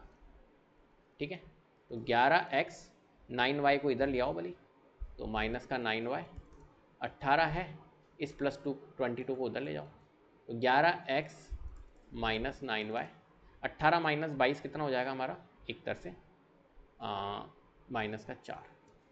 तो ये एक समीकरण हमारी यहाँ पर आ रही है। तो कुल मिला के ये जो समीकरण थी वो इसमें कन्वर्ट हो गई। तो इसको बोल दो ये समीकरण हमारी एक तरह से 3 होगी। ठीक है, ऐसे ही इसमें भी वज्र गुणा कर लेते हैं। तो समीकरण 2 में वज्र गुणन करने पर, समीकरण 2 में वज्र गुणा करने पर देख लेते क्या आएगा। x plus 3 divide by y plus 3 is equal to 5/6। अब यहाँ पर कर लेते हैं वज्र गुणा। तो 6 गुणा होगा x प्लस 3 से बराबर y गुणा होगा y प्लस 3 से। तो 6x 6 तिया 18, 5y और 5 तिया 15। ठीक है, तो इसको इधर भेज दो, इसको इधर कर लेता हूँ मैं थोड़ा सा, या एक काम करते हैं इसको हटा ही देते हैं। अब तो ये कोई काम का नहीं है, पूरे को हटा देते हैं। अंश आपको पता ही है x है y। ठीक है, क्योंकि अपने को स्पेस चाहिए होगा। तो यहाँ पर देखो अपना आया है 6x, 5y को उधर भेज देता हूँ। तो 6x माइनस 5y और 15, ये 18 है उसको उधर भेज देता हूँ, 15 माइनस 18। तो 6x माइनस 5y, 15 में से 18 लेस करूँगा तो माइनस का 3। ठीक है, ये आ गई हमारी समीकरण चौथी, कुल मिला के बात ये। ठीक है, अब एक तरह से अब इन समीकरणों को करना है, ये थोड़ा सा देखो आपके लिए बहुत, पहले तो आपने वज्र गुणा करके इनको सिंप्लीफाई किया। अब इसको आपको क्या करना होगा, प्रतिस्थापन लगा के इसका भिन्न आपको निकालना है। तो अब देखो यहाँ पर हमारे पास में चौथी समीकरण ये है, तीसरी समीकरण ये वाली है। इस तीसरी समीकरण को भी लिख लेते हैं। 11x माइनस का 9y बराबर में माइनस का 4। अब क्या करेंगे अपन, यहाँ पर इसमें से वैल्यू निकाल लेते हैं। ठीक है, जैसे देखो यहाँ पर माइनस, ये वाली इक्वेशंस अपने पास में समीकरण आई गई है दोनों। अब इन समीकरण में से एक समीकरण से अपन वैल्यू निकाल लेते हैं। ठीक है, किसी चर की वैल्यू अपन बता देते हैं और उसको दूसरी वाली इक्वेशन में जो समीकरण है उसमें पुट कर देंगे। तो कुल मिला के प्रतिस्थापन का कर लेते हैं। तो समीकरण 3 और 4 है, तो कोई सी भी समीकरण से निकाल लो। समीकरण 4 से निकाल लो, तो समीकरण 4 से अपन निकाल रहे हैं। तो समीकरण 4 है हमारे पास में 6x माइनस 5y बराबर में है माइनस का 3। तो 6x माइनस 5y को उधर भेजोगे तो माइनस का 3 प्लस का 5y हो जाएगा ये, और 6 को उधर भेजोगे तो x बराबर माइनस का 3 प्लस 5y और डिवाइडेड बाय 6। ये x की वैल्यू आ गई एक तरह से। ठीक है, अब अपन यहाँ से इसको हटा देते हैं। ठीक है, अब देखो ये जो x की वैल्यू आई है इसको अपन किस में पुट करेंगे, किससे निकाली अपन ने, ये निकाली चौथी समीकरण से। इसको अपन रखेंगे 3 में। तो x बराबर minus 3 plus 5y divide by 6, किसमें, समीकरण, कौन सी समीकरण में रखेंगे, समीकरण 3 में रखने पर। 4 में मत रख देना, 3 में रखने पर, 3 में रखेंगे, 3 में रखने पर। तो देखो 3 जो है समीकरण वो क्या है, यहाँ पे कर रहा हूँ मैं इसको, यहाँ पे जो 3 समीकरण है वो कौन सी है, तीसरी ये वाली है। तो 11x माइनस 9y बराबर में माइनस का 4। चलो यहाँ रख दो, तो x की वैल्यू रख दो। तो 11 गुणा में माइनस का 3 प्लस 5y डिवाइडेड बाय 6 और फिर है माइनस का 9y बराबर में माइनस का 4। ठीक है, अब इसको सॉल्व करेंगे तो 11 गुणा 3, 11 तिया 33, 11 गुणा 5y, 11 पंजे 55 प्लस का 55y डिवाइड बाय 6, ये माइनस का 9y है और माइनस का 4 है। ठीक है, अब देखो इसको सॉल्व करने के लिए आप क्या करो, यहाँ पर आपको पता है यहाँ पर हर में 6 आ गया। अब इसको सरलीकरण के लिए क्या करेंगे, हर पद में 6 से गुणा कर देंगे, क्योंकि यहाँ पर एलसीएम क्या आ रहा है, 6 आ रहा है। इसके नीचे 1 है, इसके नीचे 1 है, तो 6 एलसीएम आ रहा है। तो 6 से गुणा कर दो हर पद को। ठीक है, बताया था मैंने आपको। तो ये एक तरह से डिवाइड बाय 6, ये 6 से गुणा हो जाएगा। माइनस का 9y ये भी 6 से गुणा, और माइनस का 4 ये भी 6 से गुणा। तो 6 से 6 गुणा करने पर ये कट हो जाएगा। तो माइनस का 33 प्लस 5 55y आ गया ये, और 9 छिंग 54y, और ये 6 चौक 24। अब यहाँ पर आप देखो माइनस का 33 को उधर भेज दो तो ये प्लस का 33 हो जाएगा, माइनस 24, और 55 में से 54y माइनस करेंगे 55y में से तो 1y बचेगा, मतलब y बचेगा। तो y की वैल्यू 33 माइनस 24 9 आ गई। तो y की वैल्यू अपनी 9 आ चुकी है। कितनी आ चुकी है y की वैल्यू 9। y क्या था, y था हमारा हर, y हमने हर माना था, हर को y माना था, तो y हमारा 9 निकल चुका है, तो हर 9 आ गया। अब x भी निकाल लेते हैं। x कहाँ से निकालेंगे, x यहाँ से निकालेंगे, यहाँ से, है ना, ये दिया हुआ है। चलो इसको हटा देते हैं अपन, बहुत बड़ा हो गया ये तो क्वेश्चन, ठीक है। तो एक तरह से यहाँ पे अपन पुट करेंगे, तो x बराबर में माइनस का 3 प्लस 5y डिवाइडेड बाय 6, तो x की वैल्यू निकलेगी -3 प्लस 5 गुणा 9 45 होता है, 5 नाम 45 डिवाइड बाय 6। तो x की वैल्यू 45 में से 3 लेस करो 42 और 6 7 42, तो x की वैल्यू 7 निकल गई। तो x हमारा 7 निकला है और y हमारा 9 निकला है। इसका मतलब है कि जो भिन्न बनेगी वो क्या बनेगी, क्योंकि भिन्न जो होती है वो अंश डिवाइडेड बाय हर में होती है, और x हमारा अंश है, हमने लिया था अंश को x, और ये हमारा हर है। तो क्या भिन्न बनेगी बताओ, 7/9। तो इसने पूछा है वह भिन्न अपने को बतानी है, कौन सी होगी वो भिन्न, वो भिन्न होगी अपनी 7/9। क्लियर है बात। इस तरीके से अपने को इस क्वेश्चन को सॉल्व करना है। चलिए नेक्स्ट क्वेश्चन की ओर चलते हैं। नेक्स्ट क्वेश्चन है 5 वर्ष बाद जैकब की आयु उसके पुत्र की आयु से 3 गुनी हो जाएगी। 5 वर्ष पूर्व जैकब की आयु उसके पुत्र की आयु के 7 गुना थी, तो उनकी वर्तमान आयु अपने को बात करनी है। अब देखो ये जो आयु वाले क्वेश्चंस होते हैं ये बहुत इंपॉर्टेंट होते हैं एग्जाम के पॉइंट ऑफ व्यू से, बहुत आपको ध्यान से करना होगा। इसलिए अब इसको एक तरीका बताता हूँ मैं करने का, बहुत आसान तरीका मैं आपको बताऊँगा, ठीक है। देखो सबसे पहली बात, क्वेश्चन को अच्छे से पढ़ लो। इसने बोला है अपने को 5 वर्ष बाद जैकब की आयु उसके पुत्र की आयु से 3 गुना हो जाएगी, ठीक है। फिर बोला है 5 वर्ष पहले पूर्व जैकब की आयु जो थी वो उसके पुत्र की आयु की 7 गुना थी, ठीक है। तो उनकी वर्तमान आयु आपको बतानी है। अब समझना बहुत ध्यान से। पहली बात, कौन कौन है अपने यहाँ पे, जैकब है, एक तो जैकब की बात हो रही है और एक जैकब के पुत्र की बात हो रही है, 2 जने हैं।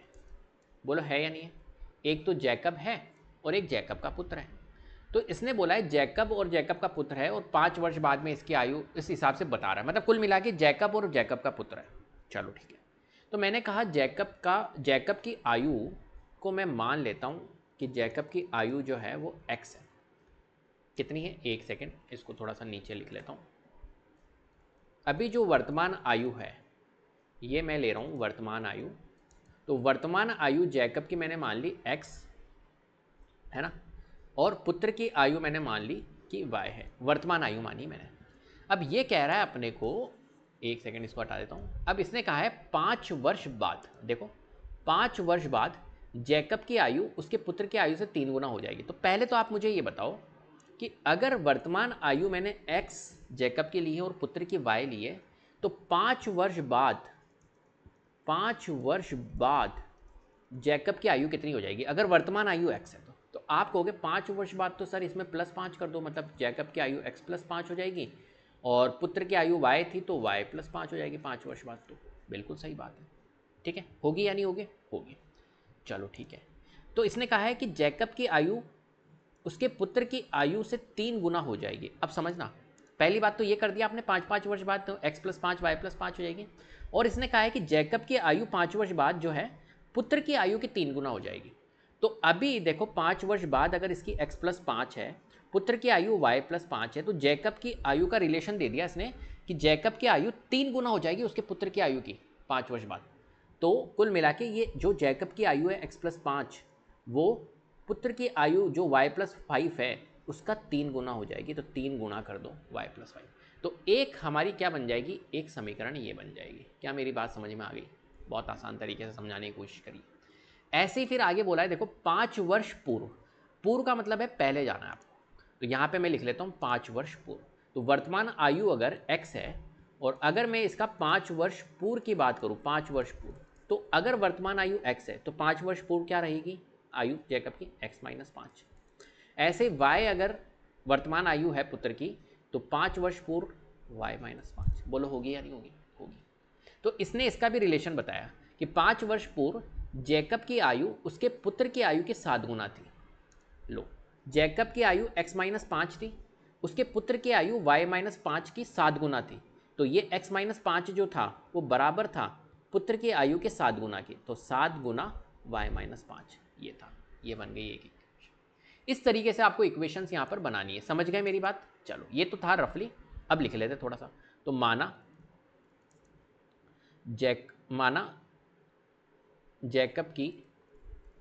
जैकब व उसके पुत्र की वर्तमान आयु, इसको हटा देते हैं अपन, एक सेकेंड, ये हटा देता हूँ, है ना। वर्तमान आयु x और y है, कर्मानुसार लिख लेना। उसके पुत्र की वर्तमान आयु कर्मानुसार x और y है। कर्मानुसार से मतलब है पहला वाला उसके पुत्र जैकब की आयु कर्मानुसार x और y है, ठीक है। तो प्रश्नानुसार चल लेते हैं अपन। तो प्रश्नानुसार चलेंगे तो प्रश्नानुसार एक तो हमारी बनी है समीकरण x-5 बराबर 7 गुणा y-5 के, ये समीकरण एक। और दूसरी समीकरण बनी है x+5 बराबर है 3 गुणा y+5 के, ये दूसरी समीकरण, ठीक है। तो अब यहाँ पर देखिए, ये है x-5 और 7 गुणा y-5, ये पहली समीकरण थी। पहली बात, इस समीकरण को सॉल्व कर लेते हैं। तो ये है x-5 और इसको सॉल्व करेंगे तो 7 गुणा y 7y, और इसको सॉल्व करेंगे 7 पंजे 35, ठीक है। क्लियर है बात? इस -5 को उधर ले जाओ तो ये हो जाएगा 7y, -5 उधर जाके क्या हो जाएगा, प्लस हो जाएगा। तो कुल मिला के x की वैल्यू आ गई 7y, माइनस प्लस माइनस तो माइनस का 30, तो x की वैल्यू आ गई हमारी 7y - 30। क्लियर है बात? चलो, अब क्या करेंगे, यहाँ पर दूसरी वाली जो इक्वेशन है, पहली वाली समीकरण को मैंने क्या कर दिया, सॉल्व कर दिया थोड़ा सा, ठीक है। तो समीकरण 1 से हमने x की वैल्यू निकाली है, यहाँ लिख लेता हूँ समीकरण 1 से, है ना। और x की वैल्यू, इसको हटा देते हैं, जगह नहीं है ना। अब ये जो x की वैल्यू है, x बराबर 7y - 30, किस में रखेंगे, समीकरण 2 में रखेंगे। 2 में रखने पर तो समीकरण 2 है अपने पास में x+5 बराबर है 3y+5 के। तो पहले तो आप इसको सॉल्व कर लो। तो ये x+5 है, 3 गुना होगा y से 3y, 5 तिया 15, तो x+5, एक मिनट इसको थोड़ा सा इजी रूप दे दे तो ज़्यादा अच्छा रहेगा, ठीक है। चलो बस हो गई, वैसे तो सॉल्व, कोई दिक्कत नहीं है। अब यहाँ पे पुट कर दो वैल्यू, यहाँ पे रख लेते हैं अपन। x की वैल्यू 7y - 30 है, तो x जहाँ पर है वहाँ पे 7y - 30 रखूँगा, प्लस 5, 3y + 15। तो इस 3y को इधर ले आओ तो ये माइनस का 3y हो जाएगा, ये प्लस का 15 है, -30 को उधर ले जाओ, प्लस का 30, प्लस 5 को उधर ले जाओ, -5। 7y में से 3y लेस करेंगे तो कितना आएगा, 4y आएगा। 15 + 30 45 होता है, 45 - 5 हमारा होता है 40। तो y की वैल्यू हमारी निकल जाएगी 40 डिवाइडेड बाय 4, 4 उधर जाएगा तो गुणा में है, डिवाइड में जाएगा, तो y की वैल्यू हमारी आ गई 10। अब देखो y की वैल्यू 10 आ गई, और y क्या था हमारा, y था हमारा उसके पुत्र की वर्तमान आयु। तो वर्तमान आयु निकालनी थी, तो पुत्र की वर्तमान आयु आ गई 10। अब हमें x की भी तो निकालनी है वैल्यू, तो x की वैल्यू क्या है, 7y - 30। तो y की वैल्यू यहाँ पुट कर दूंगा तो x निकल जाएगा, 7 इंटू वाई की वैल्यू 10 आई है -30, तो x की वैल्यू 70 - 30, तो x की वैल्यू आ गई 40। ठीक है, कोई दिक्कत इसमें, कोई परेशानी? तो एक तरह से यहाँ पर इसकी वैल्यू आ गई है कितनी, x की वैल्यू 40 आई है और y की वैल्यू कितनी आई है, y की वैल्यू 10। x जो था वो कौन था हमारा, जैकब की वर्तमान आयु थी, तो जैकब की वर्तमान आयु 40 होगी और उसके पुत्र की वर्तमान आयु कितनी होगी, 10। तो हम लिख सकते हैं, क्या लिख सकते हैं, क्या होगी, जो जैकब की वर्तमान आयु होगी वो होगी हमारी 40 वर्ष और उसके पुत्र की वर्तमान आयु जो होगी वो 10 वर्ष होगी। इस तरीके से अपने को इस क्वेश्चन को सॉल्व करना था। क्लियर है? तो उम्मीद करता हूँ आपको वीडियो पसंद आएगी। अगर वीडियो पसंद आई है तो प्लीज़ लाइक कीजिए, शेयर कीजिए, चैनल को सब्सक्राइब कर लीजिएगा, बेल आइकन को जरूर प्रेस कर लीजिएगा जिससे कि अपकमिंग वीडियोस के नोटिफिकेशन आपको टाइम टू टाइम मिलते रहे। Thank you so much.